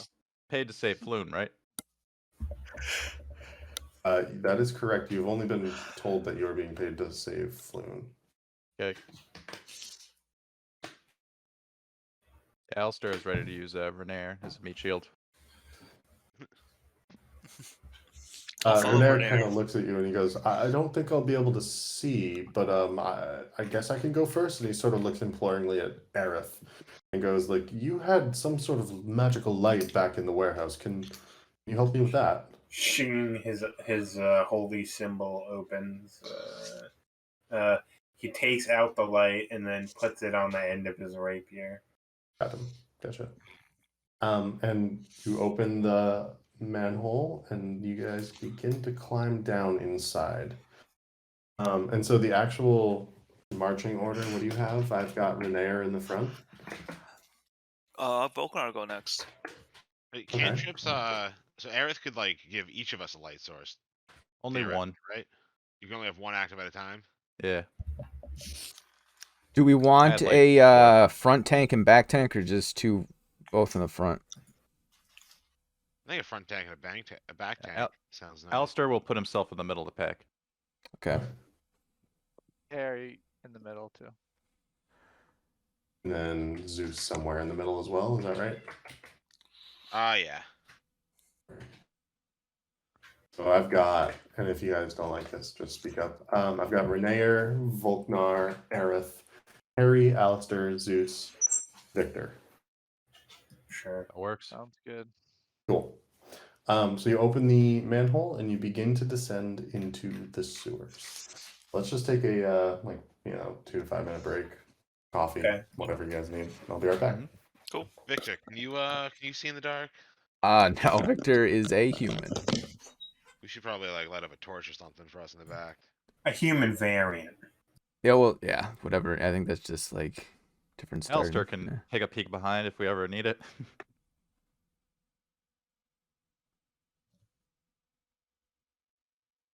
What do you think is going to happen in the sewers, boys?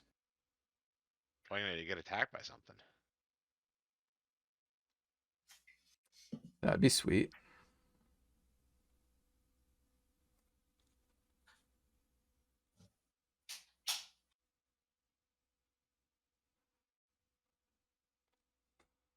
I'm glad you guys decided to check the bodies because Alistair was just going to run away.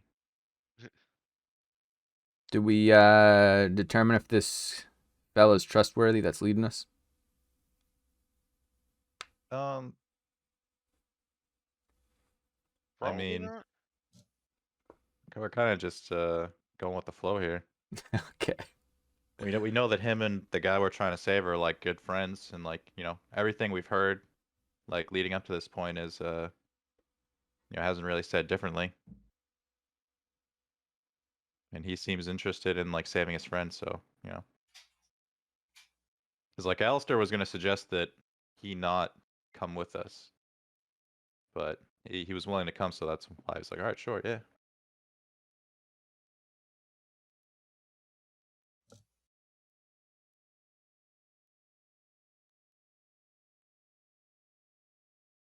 I don't, it's probably better this way though, because we don't know who we can run off and like talk to about this or get captured again.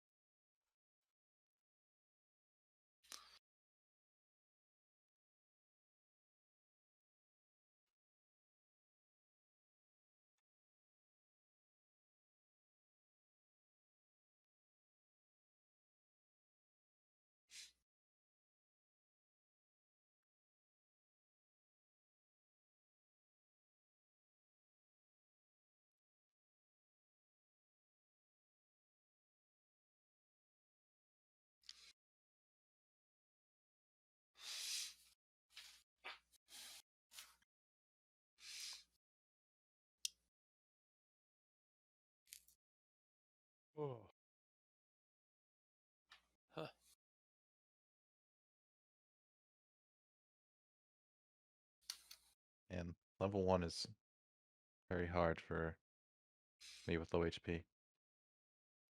And for me with one spell slot. One You're the one spell who- slot. Yeah. So I didn't want to start at level 1. None of us can do shit. That's fair. You guys will start leveling up pretty quickly here. Sounds like there's going to be a lot of battles taking place. Like, do we only level up through battles? No. So let me be clear. You can play D&D that way, but I go by milestone instead of actual like EXP. Okay. I think XP could be used, but I find, especially for this adventure that we're playing, I think it's probably a bad way to go. Like if we'd done Tomb of Annihilation, where like you're like exploring through the jungle and like you have lots of random encounters and it's just a different format, that's probably a good way to go with EXP. Like the variable model. Yeah, You get XP just from having experience. exactly. Experience a thing, you get experience. That's how I do most of my games. Like right now, my main group, which is actually only 3 people. I can't recommend enough like doing like really small group D&D. But my main group is in like an abandoned dwarven city, and they are sort of hunting for a creature called the Creeping Silence, which casts silence over areas. So like, big deal for somatic spell components, for example. But they all level up after they kill this creature, regardless of like how long it takes them. But it's going to probably take them like 5 or 6 sessions. Damn. Must be a hard creature if it takes 5 or 6 sessions to kill. Yeah, well, I mean, it's it's a pretty crazy creature. It's like a homebrewed thing that I made up, but yeah, should be good. They're on session 66, I think. Yeah, we were using silence in our last campaign a decent That's a amount. great spell. Yeah. It's pretty cool. Yeah, it is a good Either spell. you or me should be able to get that at some point, Harry. Yeah, I'll have to find it.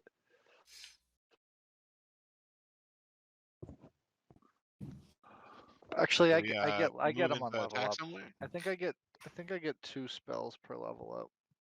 Wrote it down somewhere. Yeah, 2 spells every time I level up. And if we come across like a spell scroll or something, can you like copy that into your wizard book? Yeah, anything I find I can copy. I guess Pretty in dope. terms of what I find, I don't think I can necessarily cast like if it's like class specific spells, maybe not, But yeah, if I find a spell book, I can copy it into mine and then have it. Gotta be some lying around a big city.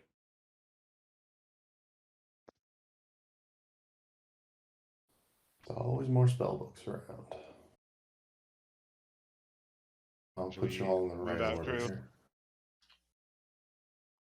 I'm ready. I am here. Sweet. Can I get the correct Zusinar token, please? Let me throw it down. Thank you much. And then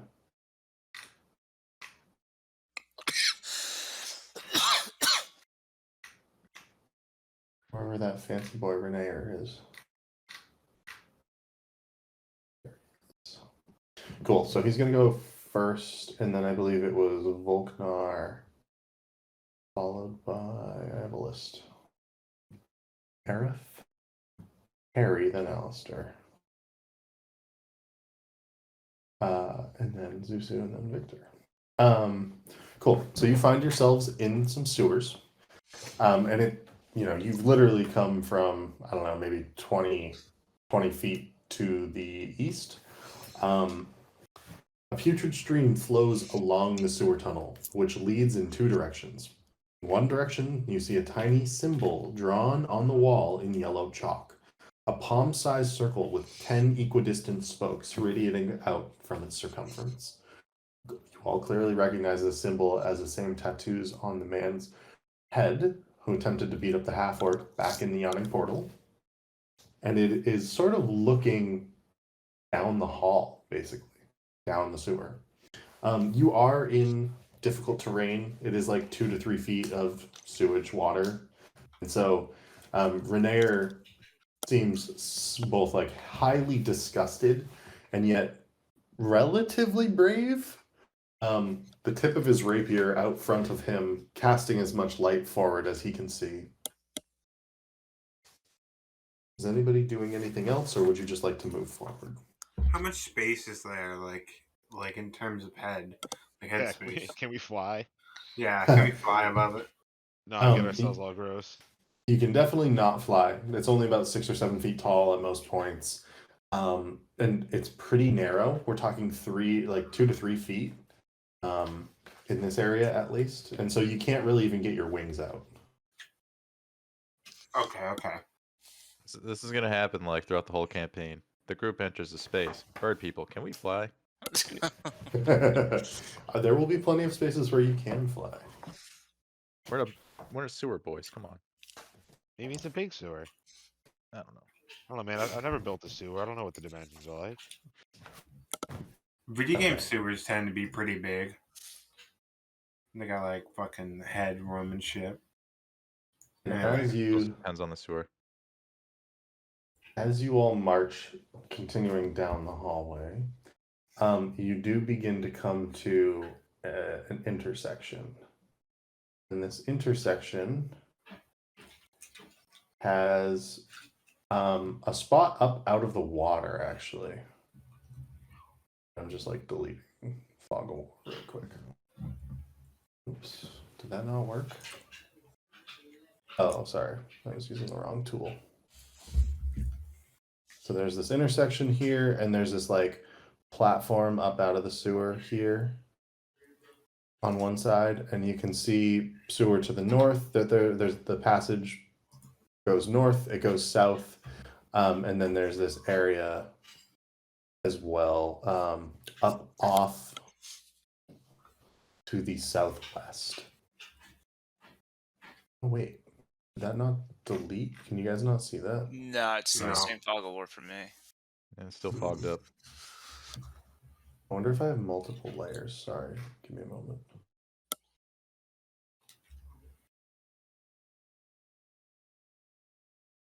That's so weird.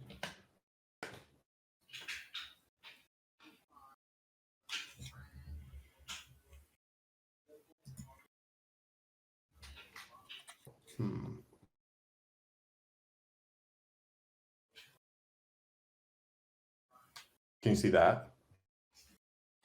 Yep. There we go. Gotcha. And so as you're like coming into this area, and I'll continue to delete it, I realized what I did. You can see that this area in particular has this sort of like opening, and this like platform here down on the southwest. And you can see that it has some sort of tunnel in that direction. And as you come around the corner, Aerith, because you have a pretty high passive perception, you notice immediately, basically as you come in, that there is an eye on the wall, similar to the Xanathar eye beforehand, and it is directly staring down at the passage, from off of the wall towards the passage. Okay, so it's like looking at the other passageway. Exactly. All right, so my eyes see that, and it sees that. Maybe we should go down that passageway. So it's pointing us south, right? Correct. Okay. Yeah, let's follow the creepy bird Yes. Always follow the creepy deeper bird. into the sewer. Okay. And continuing to follow your bird boy, you can see that the passage like goes pretty far to the south, like basically as far as you can see. And then the same is true for the north, but it's just empty passage in both directions. And so following this passage in this direction. So as you step into this area, you quickly see that there's a stone door just beyond. And I'll point it out. There's a stone door like set right here. And it's sort of like recessed back into the wall. So you couldn't see it at first until you got closer up to it. Anything else you would like to do? What's this here? Alistair creeps up to the door, Okay. and he's gonna look around to see if there's any way to open the door. Okay. There is just a like. It looks like it's not locked or anything. It's just got a handle on it, but it's a big, heavy metal door. All right. Then he'll step aside and say, "Somebody else a little bit more stronger than me, maybe. Want to give this a go?" Muscle inclined. Walk down, sees the opportunity, and he wants to show off some muscles and open the door. Okay. You do so without issue. You go ahead and open the door. Cool. I'll walk in, check it out. Okay. And doing so, you reveal a corridor. This corridor actually begins to slope back to the north and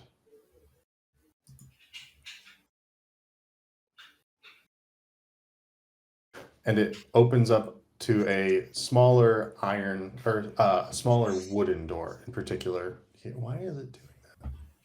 I think I put down too many layers. Sorry, guys.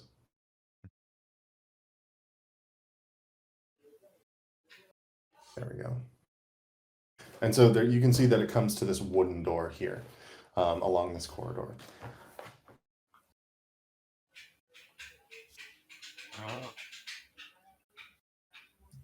The wooden door is ever so slightly open, and you can see that it opens up into what would be a hallway to the west and then leading to the north and south.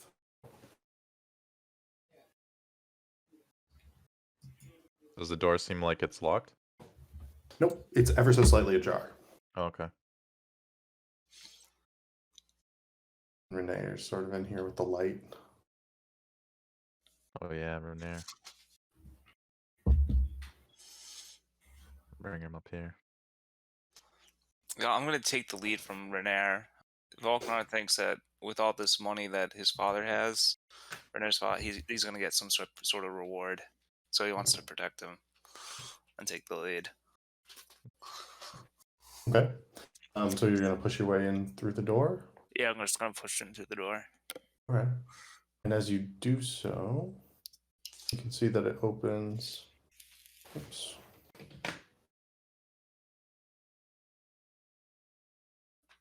Yeah, it opens here.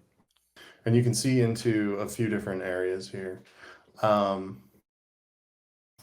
You can see into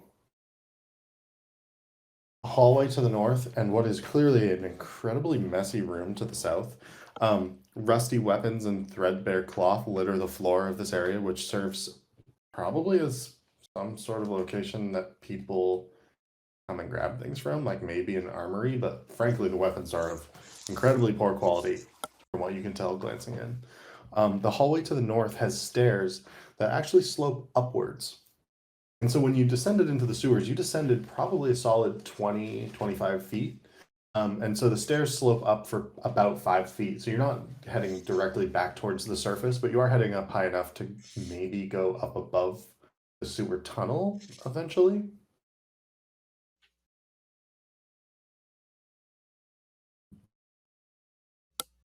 We should We should search this little room, see if anyone left anything good behind.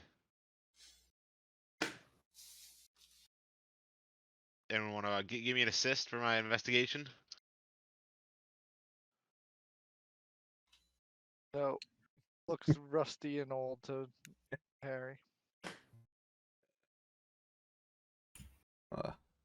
I'll help my cousin out. Why not?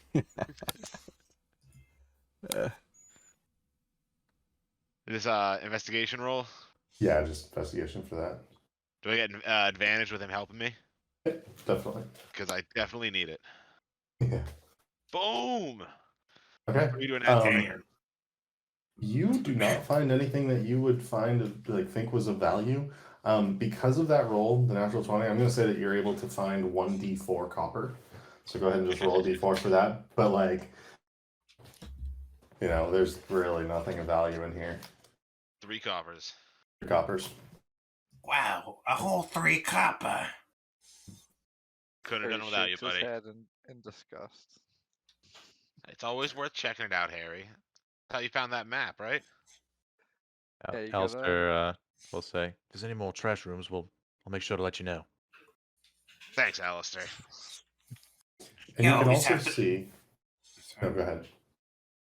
Well, I was just gonna say, you always gotta look for copper between the couch cushions. Not And wrong.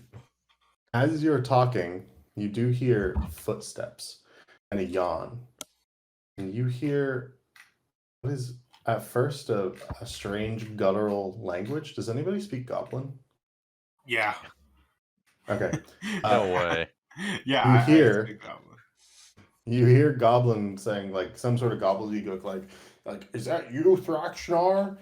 And stepping around the corner is a yawning goblin in basically nothing but a loincloth. It looks like they were probably sleeping. They step around the corner. I elbow my cousin. I'm like, say hi. You speak his language, right? Yes, it's me. I mean, he's looking directly at. To be clear, he's looking directly at Volknar and Zusu in particular, and he's very surprised. Hello. Oh, like He there's hears in Goblish. It's from somewhere behind Vulcan. Okay. let me get this bird that speaks your language. Hold up. Hey, Rock. hey, Rock, get off here. Hey, Rock, where you at? Let me climb to the head of the pack, man. Yes. Okay. And you go up to the head of the pack. Speak with this goblin. Whatever goblin language is. Whoa, that's disturbingly accurate. He's been studying.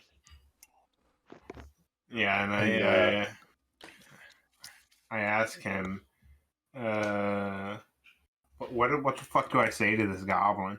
I don't know. Ask him what he's doing down here. Do Ask you him if he's reside seen- here, you little one? Ask him if he's seen a base. Okay, he has been in a state of effectively shock, so he was stunned, mechanically speaking, for a moment. And he begins to turn and run. Wait, hold up. Voltron's gonna chase after him. He's Okay. suspicious of this goblin.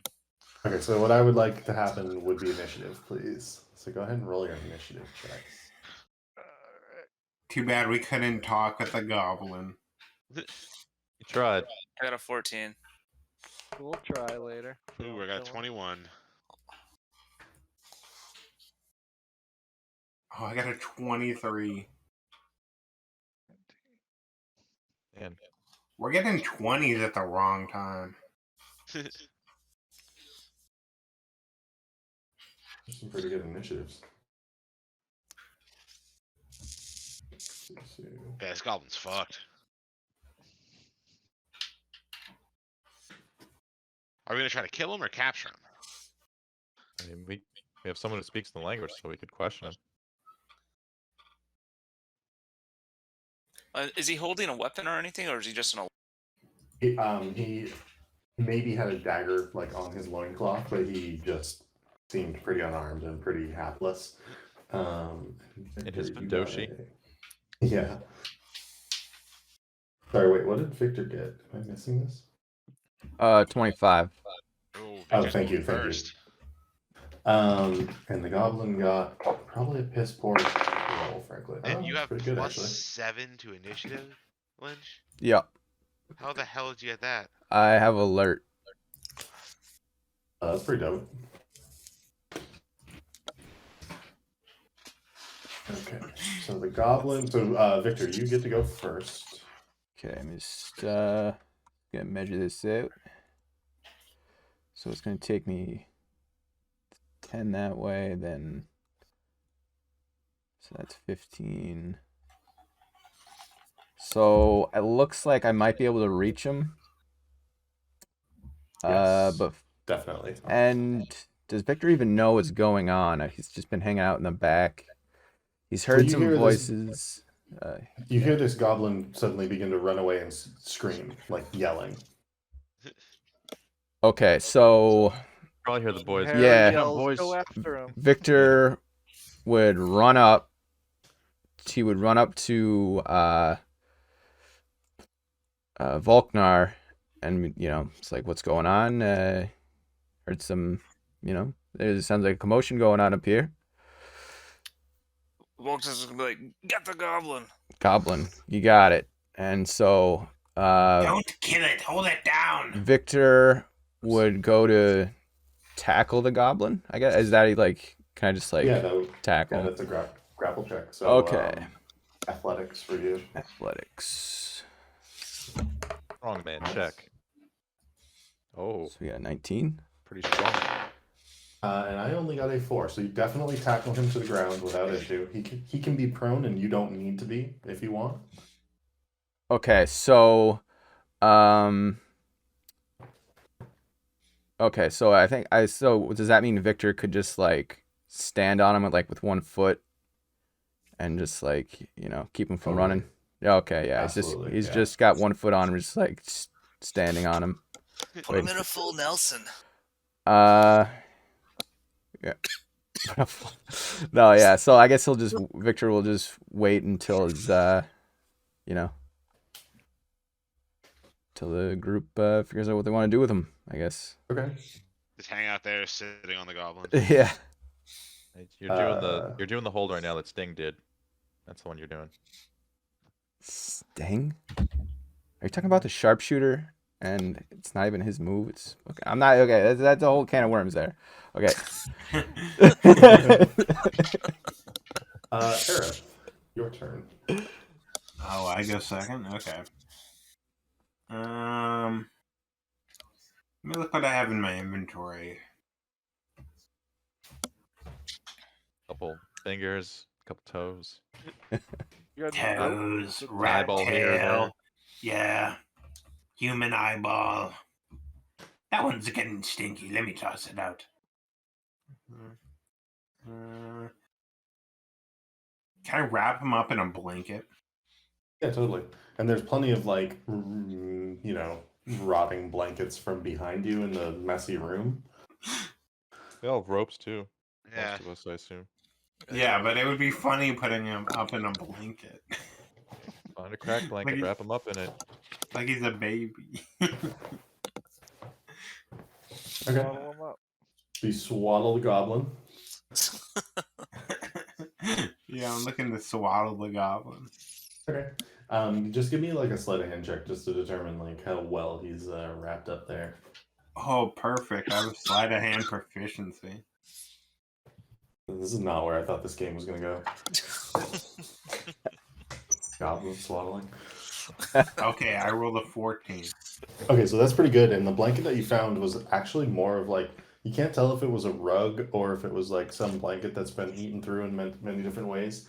But it's big enough to actually wrap around the goblin multiple different times. So you basically have this goblin's body in a rug, but he's still kicking.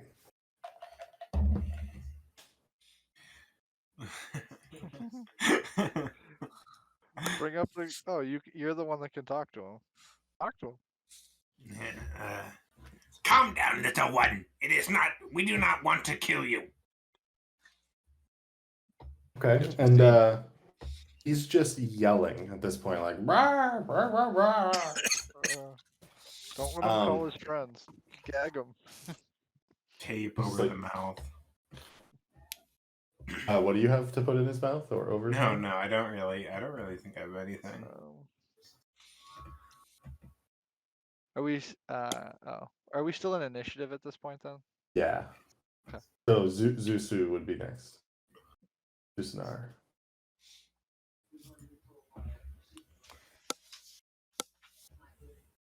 That was probably your full turn, Aeroth. So Zeus, you can go ahead. Zeus on mute. Penguin. Oh no, sorry. Yeah. What's up? It's your turn. Give me We your have help. the goblin restrained.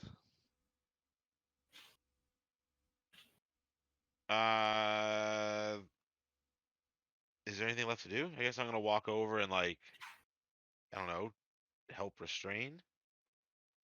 Okay. So he's wrapped up in the rug, and you're there to provide support as needed. And he's sort of like shouting and stuff, but besides that, nothing else is happening. Ooh, I'll gag him. That's what I'll do. Yeah. Might be Okay. alerting others. And so without issue, there's plenty of rags around between the messy room behind you or his sleeping quarters here. You gag him without issue. And he stops screaming in the same way, so he doesn't make as much noise. I guess we could drop out of initiative considering he is fully restrained, unless somebody wants to like do something in particular. I kind of want to kick him. Yeah, you give him a good sharp kick, and there's like a. Goblin abuse. Goblin abuse. Wait, you gotta roll it. You gotta roll to hit. What if you miss and you stub your toe instead? Oh yeah, that's true. Bar takes 2 damage. Sounds like a waste of 30 seconds. An unarmed Harold strike. Harold is gonna run up to the edge there and listen to see if he hears anything. Make sure Okay. and see if anyone was alerted from the units. Okay. And you can actually So maybe 8. see. So there's a passage here to the east. In particular, this passage leads into. Oh, so it leads across the sewage area, and it leads across this sewage area, and there's like a grate in particular over the sewer right here. So you're like 5 to 7 feet above the sewage here, and you can see down at the end here would be some sort of sleeping quarters. You can see what is clearly like a bedroll here at the end, and you think it opens up into like a bigger room because you can see like the edge of maybe another bedroll right here. Alright, Air would go investigate. Check under the bed, check the nightstand, Okay, check it all. and so you can see all this now. Is this still initiative, or is this just No, we've dropped out of initiative at this point. okay? There's a bunch of Um, I'm checking all the beds. yep, and there's Remember checking the mattresses. Yeah. there is a door in the southeast corner of the room that I'm revealing Alright. for you right now. You see that? So there is a door there as well, but the room is empty otherwise. And Renaer will like follow you as well with the light. So he's like coming too. So if you guys want to grab the goblin or something, you can, but you can leave him there. It's up. We'll leave it up to you. I'll let you guys handle this, and he just slaps you on the back as he walks by. Yeah, Victor would pick up the goblin and just be like, where do you want him? Put him on the chair. Is Alistair. What's going on So here, good to boys? see you. is the So chair in good this to room? see you. Yeah, okay. Help me Yeah, the chair help right me there. search this room for any valuables or any Yeah, Yeah, that hold on one goblin's sec, got mate. that goblin's send, got a big mouth. send Rainer over to the door and get a perception check to see if they hear anything. He's like, oh, I'll do it myself. Alistair wants to put his ear against the door. Sure. Go ahead and roll a perception check. The rest of you with the goblin in the room, are you just leaving him there and then joining the others, or are you staying there? I think we need to interrogate him a little bit. Yeah, I think Okay. Victor and Aroth should stay and interrogate the goblin, and then Zeus and Volknar should go, or at least Volknar, because we need one get one tank with the other guys. All right, Wagner nods in agreement and Yeah. he's walking over. Okay. He really wanted to kick that goblin down. That was robbed. We'll find more goblins for you to kick. The investigation check. You believe that you can hear the sound of somebody saying something beyond. It's kind of muffled and unclear, but it sounds like something like, maybe we should go check. That was a weird noise. And then there's another voice in return that's heavily guttural, but replies in common. I don't know. I want to go back to sleep. Those of you interrogating the goblin, how is that going? What is happening with this?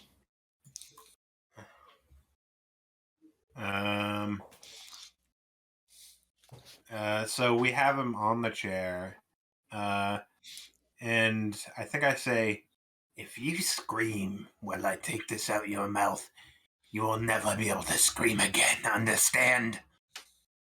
And he nods. He understands. Go ahead and roll a intimidation check, but he is nodding. Can I get an advantage for having a big meaty bruiser right next to me? 100% yes. Okay. This beefcake. Yeah, Victor's just flexing. You could destroy him if you wanted to. Like just spike him on the ground like Gronk. Duck him in the sewer. 19. Okay, yeah, he's terrified. And you take the rags out of his mouth, and he does not scream, and he kind of looks at you like, what do you want? All right, little one. What is this place? Let me just check how smart this goblin is. So I can... oh, he's not like totally stupid actually. He kind of looks at you and he goes, "This ends our guild hideout. You see eyes? Yes. I see eyes. I just wanted to know it. Is there anything we need to know? How many people are there here?" And he's like counting on his. He's like trying to move his arms, and he kind of like looks down, and then he's like looking at your bird hands, and he's like counting your fingers. Yeah, I like put one up. I put one up until he tells me to stop. And you start putting up fingers, and after about 5, 6, he's kind of like shrugging, like roughly that many. All right. Now you will get to live, but they might not. I put the rag back in his mouth. There's a box here, right? I see it in like the map. Yep, there's a crate here. There's like a bedroll. So Zuzu's actually standing over the bedroll. There's like a little chair that he's on, or a stool, basically, that he's sitting on at this point, and then a crate as well. Could you stop him in the crate for me? Yep. Okay. The crate is open. You are able to open it and put the goblin stuffed in the rug in the crate. So he's like fully wrapped up in the crate at this point. He's pretty jammed in there, but being a small creature, he fits nonetheless. Is there anything I can put on top of the crate to like weigh it down? Besides the stool, and so there's a stool, and then there's this is like a little table-y thing. You can put it those on. upside down. Yeah. Okay. Yeah, Victor would put the heaviest thing in the room on top. What he thinks is the heaviest thing in the room on top of the crate. Try to like weigh it down. It would be himself. And yeah, I'm assuming there's a little like he can breathe, and I hope he can breathe. Okay. He can breathe. Nice. This is like okay. It's not like an airtight barrel or something. Cool. And he just kind of goes in there, and you hear like a weak like whimper from him as you close the lid. Victor laughs. Great stuff for episode 2, guys. As you guys are doing that, those of you who listened at the door, Alistair, Harold, Renaer, and Volknar. So, Alistair, you heard those voices beyond the door, muffled as you pressed your ear to the door.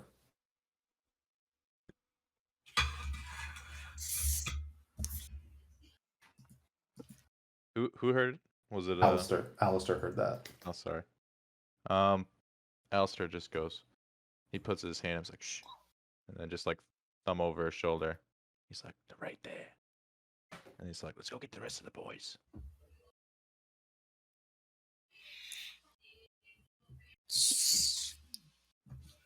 So I'm gonna go slide off and go grab the other boys and tell them that about the guys on the other side of the door further down the hallway. Harry's gonna watch the door. Spool up his magic. Get ready to go. Walkner's down Yep. right next to him, kind of protecting Renaer. Lead the way.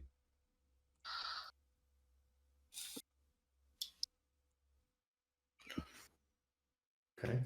And a lot of you re-enter the room, or enter the room again, I assume. Yep. Yep. What would you like to do? It's like, how many goblins do you think in there? Well, probably not goblins, mate. This is just our god. Oh yeah, didn't. Yeah. 5 to 6 gods, perhaps. That's what the goblins said. There are 6 beds. Well, Okay, we can count. That's good. Well, I actually didn't know Volknar could count that high. Oh yeah, no, he's got 10 fingers. is Got a the whole 10 fingers is on my the hand. door wide enough for like Volknar and Victor to like smash it at the same time? Probably not. These are pretty, they're similarly narrow passages to the actual sewers themselves. Okay. And so that's probably like a 4 foot wide. No, it's probably like 3 feet wide, 2.5, 3 feet wide. Okay. Volkner's So- gonna push the door open. Oh. Yeah, let's see. Yeah, talk about our options here. Before you do that, Alistair would just like hold up his hands and do like the Johnny Depp hands in Pirates of the Caribbean, and then like look at Harry and he's like, "You got any magical tricks? Maybe 2." And just like kind of motions towards the door with his head. Not really for the door. Well, he means more of like if we were to open the door and do a surprise attack. You had anything up your sleeve for that? Yes, I do. Always. Well, and he says, maybe now's the time to look in your bag of tricks. Let's see. Let's try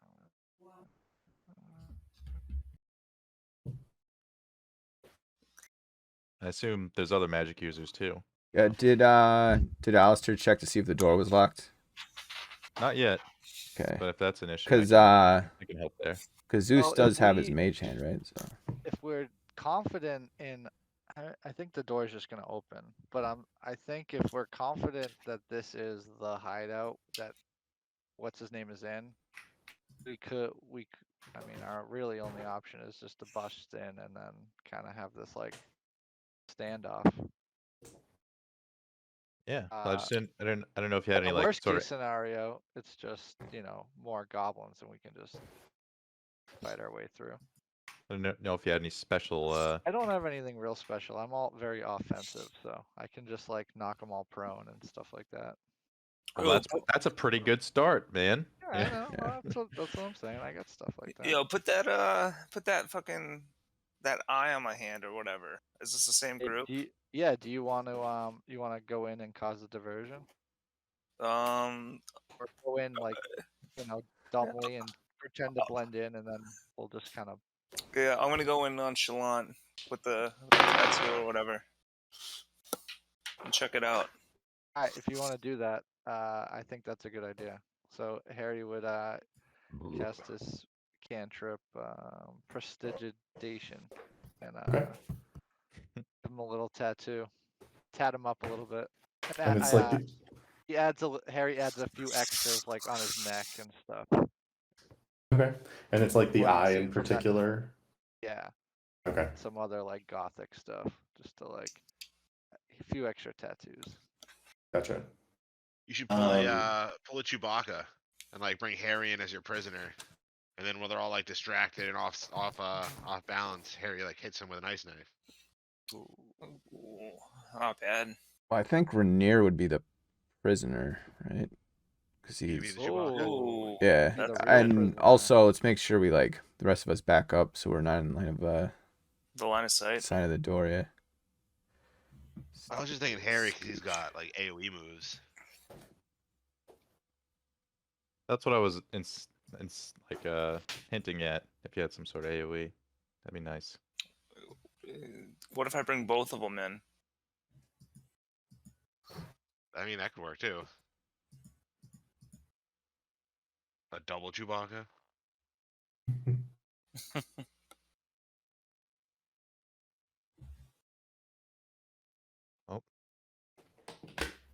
Do as you Not bad. will.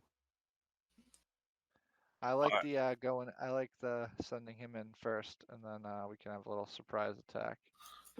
I'm gonna post up by the door, get my spells ready. I guess my crossbow, because my crossbow is better than my spells right now. Okay. Who would like to open the door? Renee or slash Volknar? Is that right? Yeah, that's right. Okay. So are you gonna bring in? Are you gonna bring him in? Was that the plan? Oh yeah, I'm gonna bring him in. All right, cool. I like it. So Harry's gonna stand like by the door, like very close, and he's gonna ready.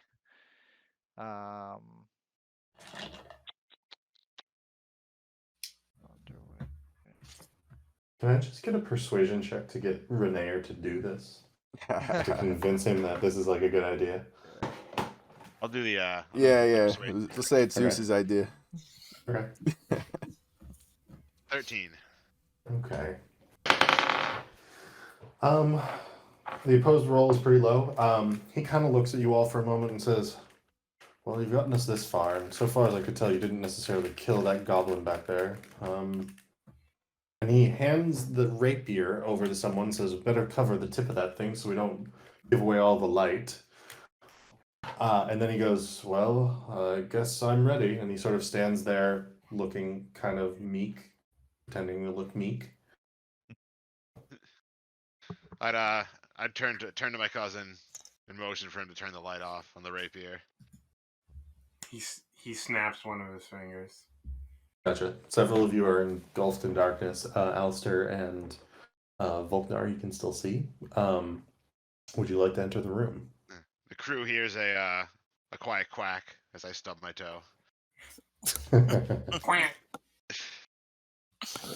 Yeah, let's go. Let's get in there.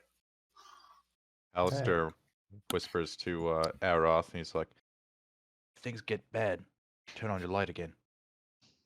Yes, I will. I know you guys have trouble seeing. These What if- eyes don't work as well as yours. Whoa, I got another idea. What if we just knock on the door and then they come out and then we're all just right in front of them and they come in one at a time and then we just chop them down? Whoa!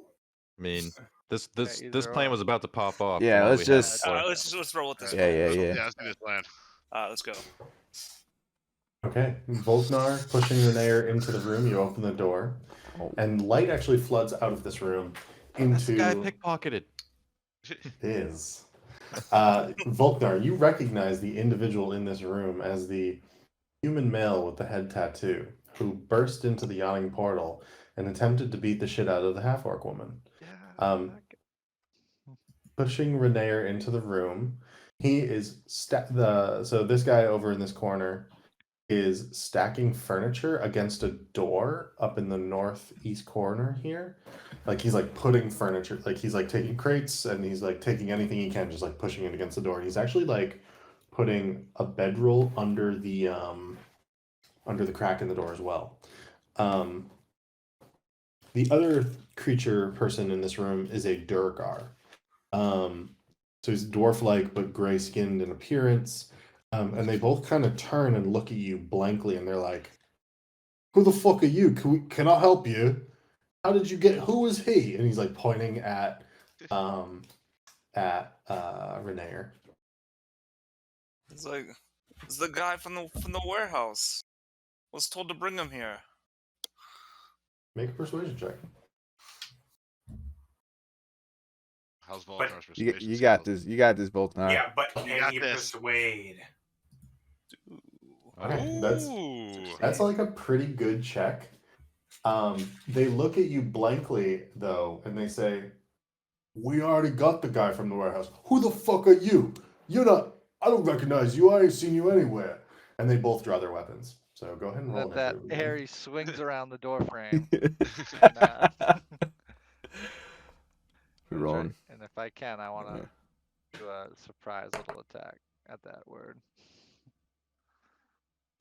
I think they're Did we not already roll surprised. initiative? Yeah, we'll do new initiative. All right, that's fine then. God, can I throw this Renair guy in the back to safety? No way. Yeah, I'll let you pick Well, that it's as your like turn, one action. maybe.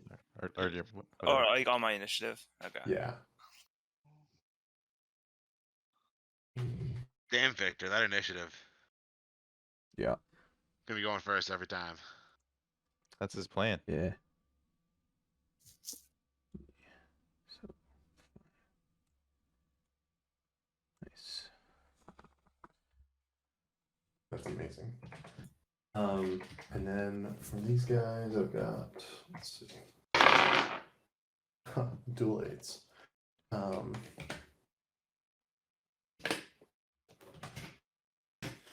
Cool. So Victor, what would you like to do?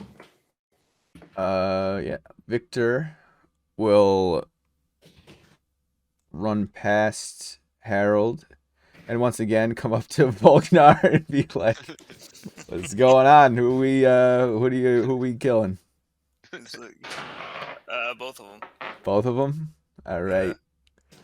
So Victor runs up to this dwarf like looking guy and he's going for a longsword attack. Punches him in the throat. I assume a Oh, 25 That is hits. a hit. Yeah. Yeah. And then does 8 damage. Gotcha. So the Duergar in front of you takes the 8 damage. And he, yeah, it's like a pretty solid slash across his chest. But he immediately begins pulling out a javelin that's on the floor next to him. So then he goes, I've got you. And he's the source of that like really guttural low voice. Zusinar, it's your turn. So I guess I would also come poke around the corner.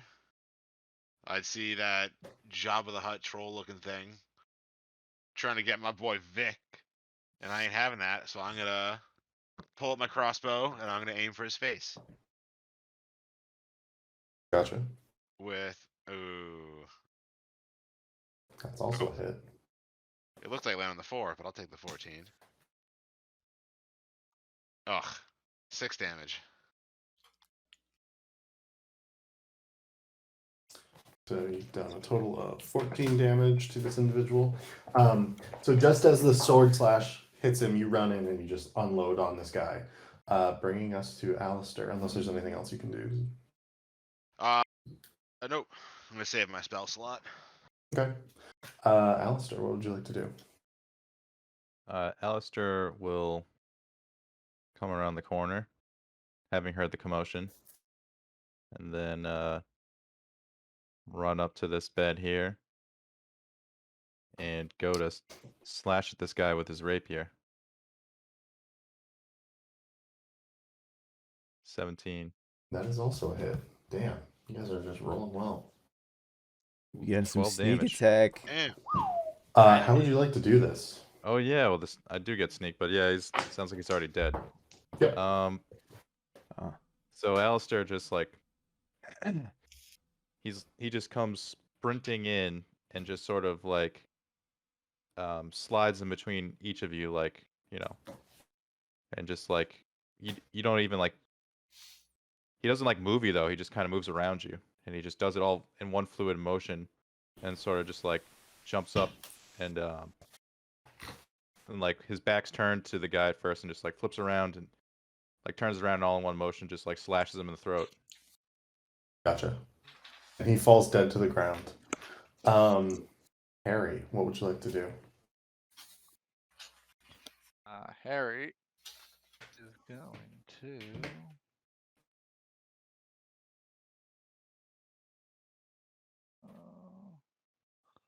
So that was the old guy you did, Alistair?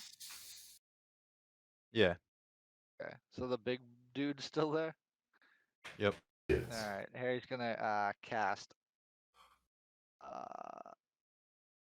He's gonna run into the room and the guy and cast ice knife and say, I should have taken care of this earlier at the bar. And he'll cast ice knife. Did you just cast ice knife at a single person? Yep. Oh, you're wasting it. You're wasting it. All right, 23 to hit. That is a hit. Oh, 1 damage. And then Damn. you using your magic, you conjure this knife, which you then throw. And you're not even touching the knife at any point in time, but you like make a throwing motion, and it sticks into him. He's like, "Oh, that doesn't hurt very much." And then go ahead and roll the explosive damage for it. Yeah, 2d6.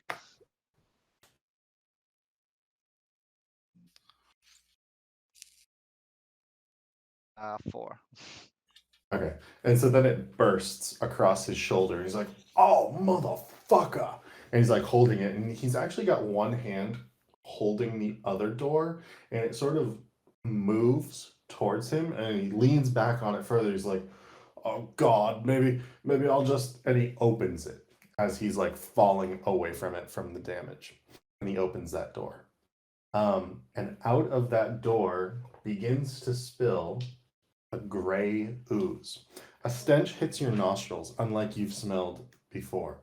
It's simultaneously death and fecal matter combined in such a way that I need a Constitution saving throw from everybody, please.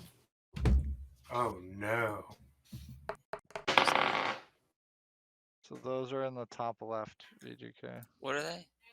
It's a little box underneath Yeah, what's it called?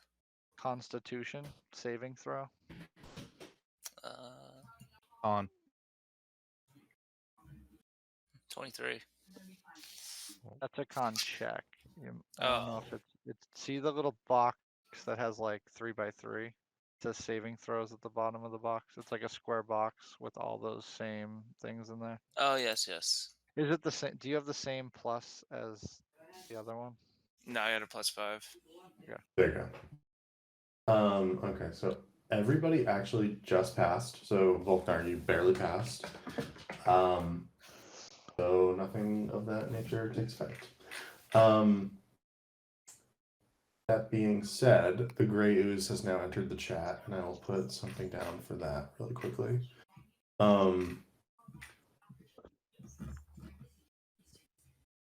That's a little too big. There we go. Go ahead. Volknar, it is your turn. All right. I guess I'll just run up and attack this guy with the good old great axe.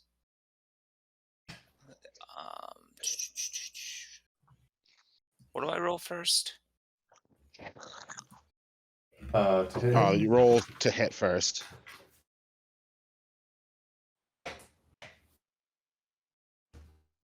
$12. That's actually a hit. Yeah. Okay, and then I do the damage. Yep. 5. Okay. Go ahead and describe your kill. I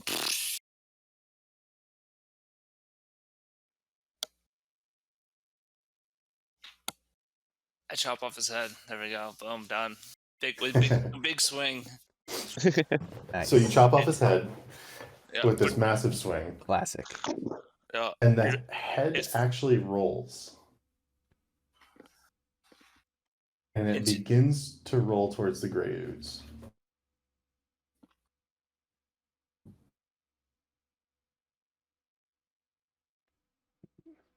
Go ahead, Aerith. Okay, it's my turn. So both the guys are dead, but there's still this ooze here. Yes. Ooze is a bad man. Ooze is a monster. Yep. Mhm. Strange creature. I move into the room because I don't think I was exactly in it. And I let me look.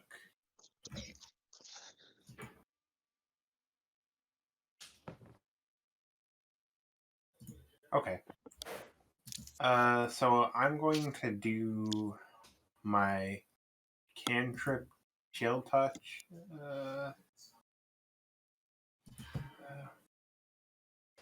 Okay. So does a 19 hit? Yes. Okay. Oh, awesome damage. 1 damage. Okay. So it does seem to hurt the creature, but it just seems to do like a little corner of it before your cantrip fades away. This guy's dead. Renee rolled a natural 1, and he grabs his rapier from the hands of who took his sword. I think I had it. Okay, so he grabs the sword from your hands, and he goes and he attacks the ooze. He actually stands there and he stabs down into the ooze. And he does hit, but as he hits, you can see this metal getting corroded very quickly by the ooze. And so as he dips his sword into it and is slashing / stabbing into it, he actually ends up dealing 4 points of damage to it. Or sorry, 5 points of damage to it. And he looks at his sword and it's beginning to corrode because of the ooze itself. Victor, go ahead. Well, Victor just saw this man's sword get all messed up from that thing, I assume. So he's a bit confused on what he should do. Is this a door to our right here? Yep. Yeah, so this is a door right here. Okay. And then this was a door that's now open into what Yeah. smells like a latrine. So Victor realizes he can't do anything to this thing without destroying his weapon, which would suck. So he's going to open the door. Okay. Opening this Are there any door. like big rocks laying around you can smash them with?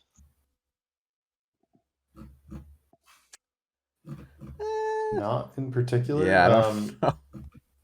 I'll throw a bet at him. I mean, yeah, you can attempt to do something like that if you'd like. No, I'll just going for the door. Or I pillow fight Grab- the used. you could grab one of the fallen guy's weapons too. It's okay if those get destroyed. Yeah, let's go for the door. Okay.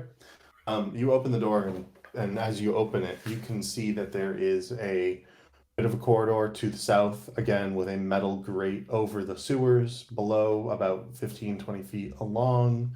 But it's dark enough that you can't really see too much further beyond that. Okay. So I started here. So now we get to about. So this would be 15 feet. Yeah, then Victor looks down there, sees it's like a dead end or whatever, and It's just too dark for you to see any further, really. yeah, and he's just like, well, and runs back to where he started and does nothing. Okay. Go ahead. Zusanu. How many? I'm outside walking my dog right now, so I can't see owlbear. But how many guys are we fighting? Is it just the one? No worries. It's just the gray ooze. Okay. And I am gonna cast Eldritch Blast at it Okay. with a 13 to hit. That is a hit. Oh shit. Ooh, full damage. 12 damage. Oh, nice. Or 10 Okay. damage. Nice. Yeah, so the Eldritch Blast actually causes a bunch of the ooze to splatter back across the wall, pulling a bunch of it apart. That looked like it probably hurt quite a bit. The gray ooze will take its turn, however, and it will reach for Renair. And there's like a little pseudopod that begins to come off of it, and it misses. I only got like a 6, so 9 total. And Renair sort of dodges out of the way. Go ahead, Alistair. What would you like to do?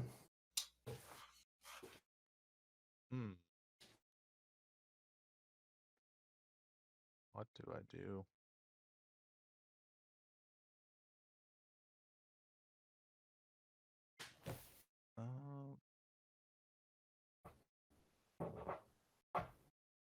I think I have. Okay, I have a short bow. I'm gonna move over here and then try to shoot the ooze with my short bow. Sure. Oh, I got a 10. That actually hits. All right then. 6 damage. Okay, and go ahead and describe your kill. The arrow hits the ooze, and the ooze turns into a puddle. Okay, and the ooze sort of seeps across back into what is actually a latrine, and you can see this in this area. There are 2 dead goblins, or what were the dead, what were goblins. You can basically just see their bones at this point.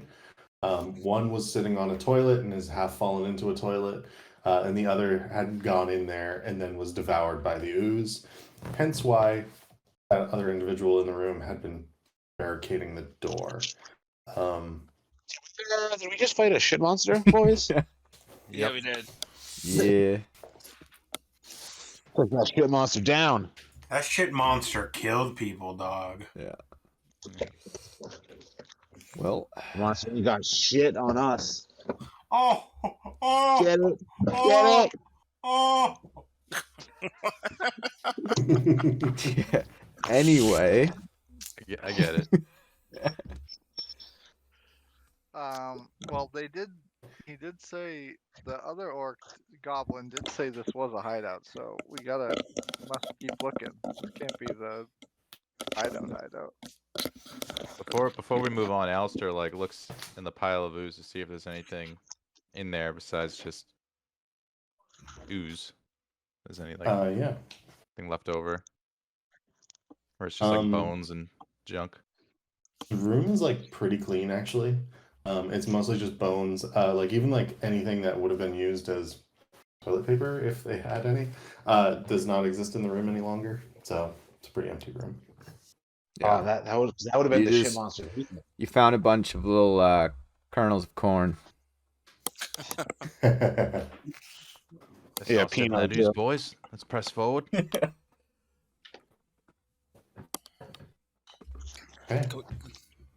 It could be that this isn't the hideout that he was taken to, correct? Well, I think there's still more hideout to look through. Should we tell that goblin his friends are dead? Maybe. I'm sure he'll find out on his own when he finds the heads in here. They'll figure it out. Yes. Did we Broadcast loot the time dead again? guys? Oh, Sorry, yeah. say that again. Let's loot the dead guys. Loot the dead guys. Oh, okay. On the Durgar, you find a So on the bandit, so on the guy who was in the yawning portal, you find a scimitar. On the Durgar, you find a javelin, and besides that, they didn't actually have anything of value except a small pouch with 5 gold pieces in it. Have we picked a keeper of the coin yet? No. I think you nominated yourself in session 0. Yeah, I feel like my guy would be noble and a high charisma. I feel like he would be a fitting keeper of the coin. Can you be responsible with coin, Penguin? Can you be trusted with the coin? I won't buy like a super expensive pastry set or anything. Just buy a nice hat. Just That for was cosmetics. necessary. That was necessary. All right. It wasn't Well, even that expensive. Well, you can hold on to it, and we'll see how it goes. So, how much gold did we It was find? 5 gold. 5 GP, my man. Alistair sees that the group gives the coin to the bird man and looks him up and down. I quack very friendly at Alistair. Nice little Well, friendly he's taking mental notes of where the gold's going. I see you looking at me, Elf. Anywho, Alright. Alistair wipes off his rapier and says, "This is the guy I robbed the other day," and laughs. Oh, that's why we didn't get as much gold from him then. You've taken his life now. The ultimate thing to steal. Suppose I did. And doesn't Volknar uses javelins, right?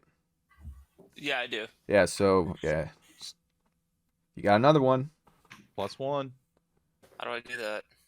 Add a Inventory. Just put make a note of it for now and just add it later. Is scimitar, is that a strength or a dex weapon? That is a strength weapon, I believe. Although you might be able to actually use it as a dexterity weapon, like a longsword or a rapier or whatever. My strength is bad, but my dex is very good. Is it what is that called again? It is finesse, so you can use that with your dexterity. Ooh, so simple weapons, would that give me proficient? Would I be able to use it with simple weapons? It is a martial melee weapon. Oh, then I cannot use it. Can I perhaps see it, cousin? No, I can't even use the rapier that I have, because that's a martial. You might have a class feature. What are you again? Warlock? Says I can only use simple weapons. You're a simple man. So what are simple weapons? Simple weapons include What would Crossbow, be like the handbow, yeah, I have the longbow, crossbow. It's like longbow, rapier, short sword. Or never mind, that's just my list. I'm sorry. simple weapons include things. It's kind of strange actually, because like a sickle, technically, I'm pretty sure is a simple weapon. basically, I just need a simple like melee weapon for my guy to have. What's a Yiklawa?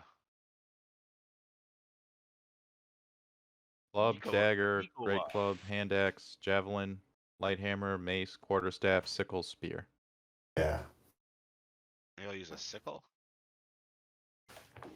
I gotta find one first. Well, I would just sub that in as my starting weapon instead of the rapier. Yeah. Yeah, that's fine. That's fine. Or spear's two-handed, right? Or can I wield it one-handed? I don't know. I got rid of the page already. Anywho, we should start moving. I'm gonna have a Do spear it. as my melee. Should we get in the old formation? Put that goblin out of his misery? Hey. Yes, Oh, sir. it looks like there's more place to explore this way. Is Yeah, that okay? I didn't realize it kept going. I thought that was a dead end. Yeah. No. You just couldn't see it because your vision. Yeah, my Is- vision. So wait, is anyone doing anything with that scimitar? I think it's I up am for not. grabs. Yeah. I think I might have a use of that. Is that one-handed? Oh think yeah, so. yeah. Okay. All right, pass out here because I can use that since I have Dex. +3 to Dex. All yours. Okay. So how do I add like weapons to my inventory? You go to your inventory, you go to manage inventory, Yeah. When you're in the inventory and section. And then you Top. look up what you want. Yep. You search for what you want, and then add, and then you gotta go equip it once you add it. That's how you can roll for it.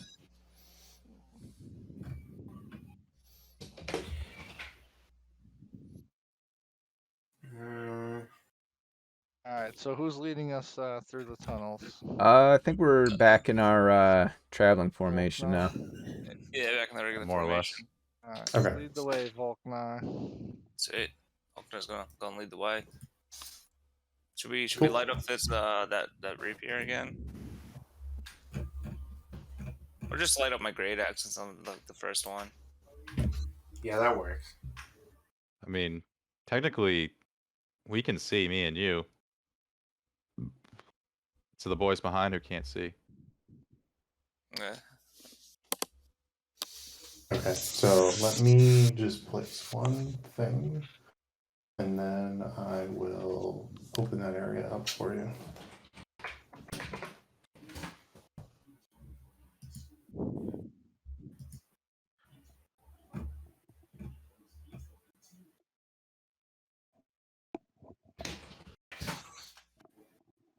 Like Aeroth could probably just like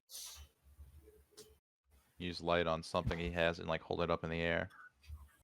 Illuminate like the group as they move. Yeah, that could work. So, as you enter this room ahead of you, you can see a strange and interesting sight. There are individuals, 3 visible as you enter the room, and oops, let me just change one thing. There we go. They are in an interesting formation. One is above the others. One is an orc, and one is probably the man you were looking for. You cross this gated area, and you go up a set of stairs as you enter this room. Threadbare curtains hang to the east wall of a long hall, in the middle of which a muscular half-orc in dingy robes stands with his foot on the chest of a human man with wavy blonde red hair. Fire burns around the orc's clenched fists, and his victim cries and squirms helplessly beneath him. Seated on a raised platform to the south is a nightmarish figure wearing black robes. It has large white eyes and rubbery purple skin, 4 tentacles encircling its inhuman mouth. It cradles and gently caresses what looks like a disembodied brain with feet. The fuck did we just walk into, boys? That's a good question. This is the wrong type of party. So I assume that you step into the room first. Is that right? Volknar, yeah. Yeah. I'll go up there first. Okay. And so as the rest of you are coming up into the room, you can see this creature standing and walking forward and going through a set of double doors. So as the rest of you are like stepping up into this room, we'll say this is happening. And it goes in through the double doors and closes them behind it. And this other individual, the orc, is like staring at you all. I wave. And as the Awkward. as the creature walks through the double doors, you all notice that it has a some sort of stone orb that resembles an eye, and it pulls out of its robes and then closes and locks the door behind it. The individual standing over Floon turns to you and looks at you all. You do not belong here. Leave now or die. They killed Floon. I don't think Floon's dead yet. No, he's He's not squirming. dead. Oh, we gotta save Floon, boys. It's like, give me Floon and we'll leave. He sort of starts to laugh. Never. Be it as you may. And he moves to begin to strike at you. So go ahead and We can use the same initiative rolls, or you guys can re-roll. It's up to you. I think I was pretty happy with my like 20 fucking million or whatever I rolled. To you guys. Yeah, I'm cool with same. Yeah, Yeah, whatever. we can keep it the Yeah. same. Sure. Same time. It's easier that way. And individual rolls. You got that. Go ahead, Victor. What would you like to do? All right. So it looks like that half orc is exactly 30 feet. Go for it. So he's just gonna run up to the half orc, size him up, and go for a longsword attack. Volkner's 22. a little upset that Victor didn't check with him. Well, Like he normally does. yeah. Right? Victor can see what's going on. And he's going to do 7 damage, assuming the 22 hits.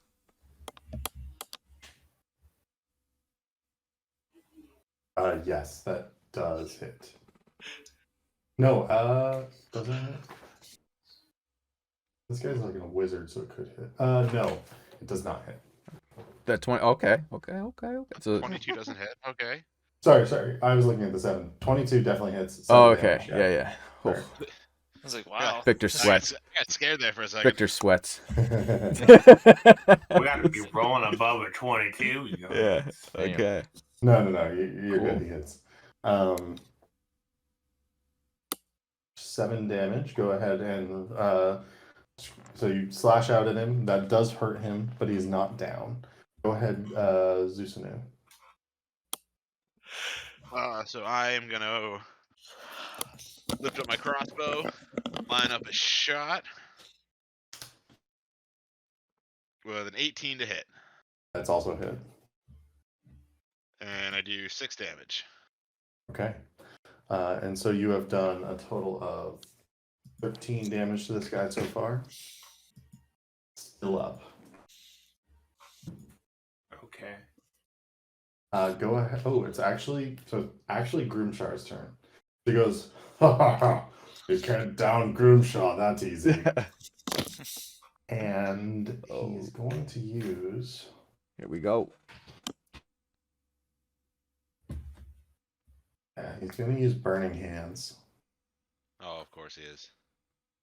And so Burning Hands is going to be 15 feet. And so it's going to get Renaer, Alistair. So it's going to get the 4 of you basically in front of him. Oh my god. Uh-oh. Let's see. So can I get a dexterity saving throw, please, from the 4 of you? Oh, So Renaer. Oh no. Renaer got a Thank 12. the fucking Uh-oh. gods. I got a 7. oh, Voknar. Oh, not happy.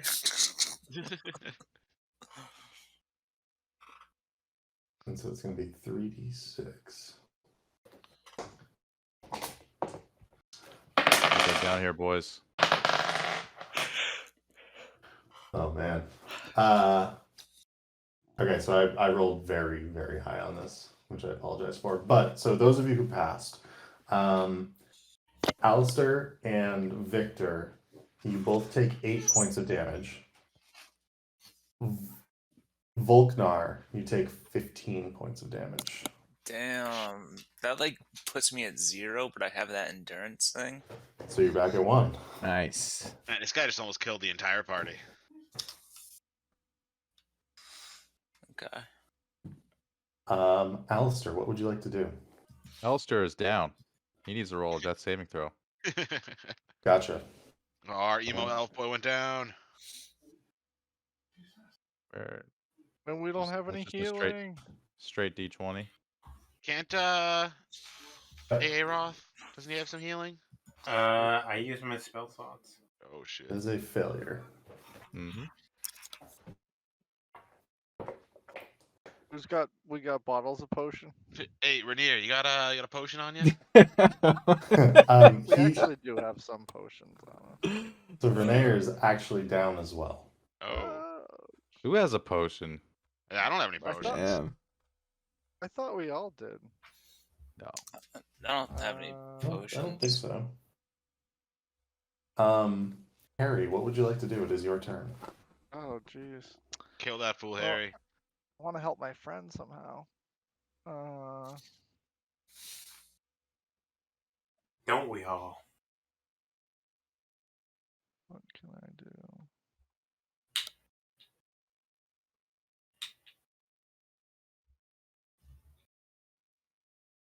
Well, I guess for now, all I can do is try to help attack.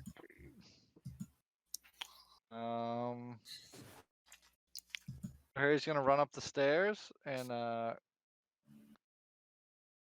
conjure up some magic into his fists and hurl a firebolt. Yeah, fireball. Big money. Oh. Wow. With yeah. We'll just miss. We'll move on. Yeah, so that's a miss. And Harry will use his movement to slink back down below the stairs. He will Nice. use his emotions to cry. Yeah, you have like 3/4, if not full cover, from him because of that. Go ahead, Volknar. What would you like to do? I'm gonna enter rage mode. Oh. Oh shit. Very nice. Okay. And His I'm muscles ripple. as they're rippling, you can see the veins pulsating. He's so Oh mad. my. He's gonna run down behind him, try to hit him in the back, Okay. and try not to get hit by another fucking fire punch when he does that. So that's why he's behind him. Gotcha. Does he have advantage for this? He does. You are flanking. So I just hit the advantage roll with advantage. For your attack roll, yeah. Yeah. That's a hit. So go ahead and roll damage. Oh. Lucky.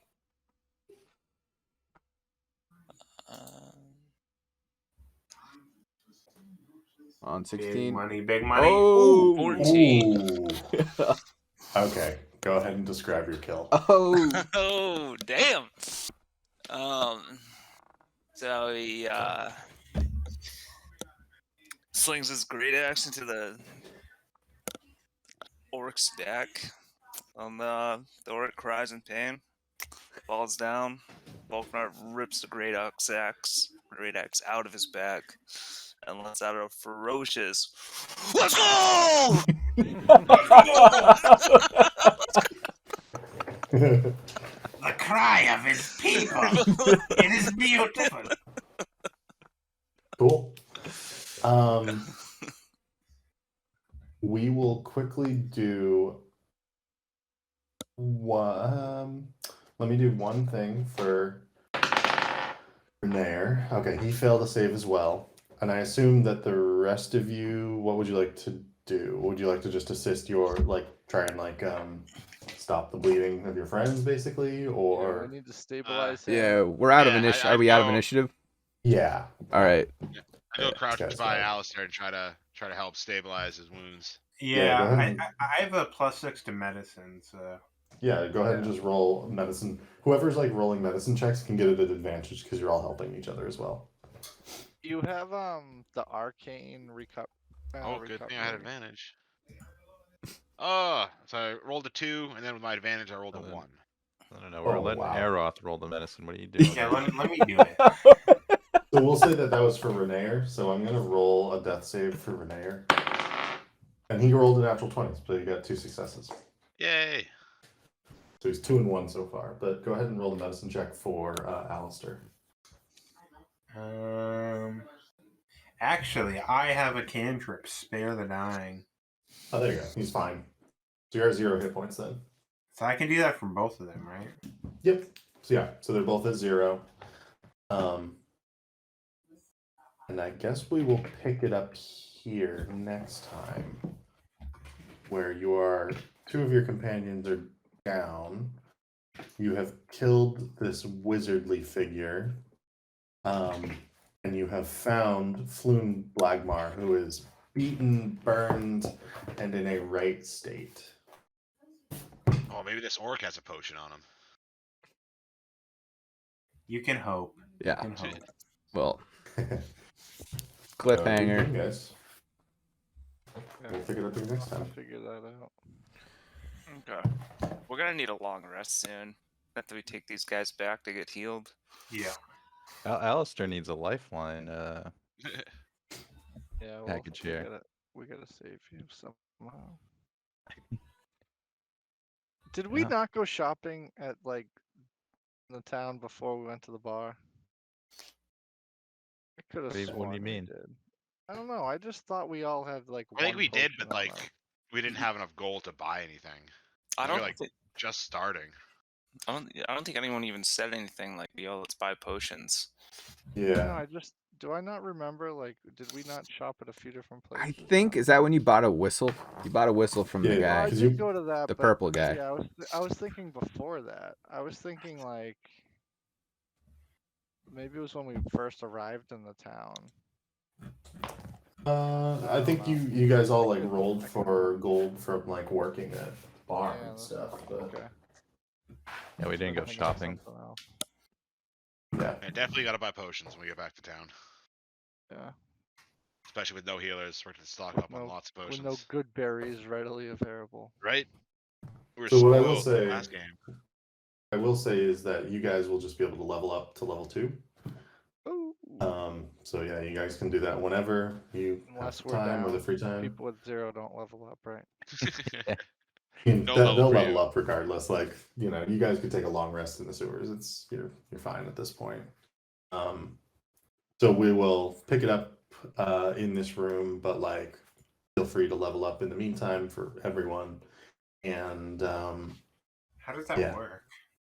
We'll I've never used. Love- we'll go through it with you in Okay, okay. Discord. Yeah, We can oh, do it. It's easy on through D&D Beyond. 'Cause Yeah. It basically just like tells you what you get each level. I get some crazy pick. stuff at level 2. And for kill stats today, I've got so Volknar killed Groomshar, the orc mage. Volknar also killed Krentz, who was the guy that you guys saw in the bar with the head tattoo. Is that correct? Yeah. And did you kill anyone else, Volknar? I killed this half orc thing. Okay. And then who killed Victor? Did you kill anyone?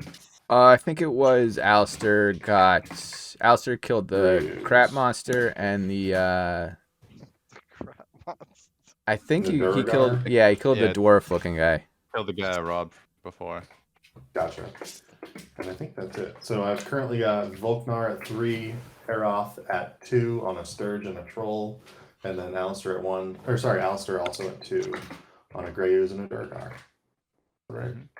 And Harry at 0. Harry, weirdly enough, Victor at 0. And then Sanu also at 0. Cool. Good game, everyone. Yeah. See you guys. Yeah, in good a game. week. Thanks, man. That's fun.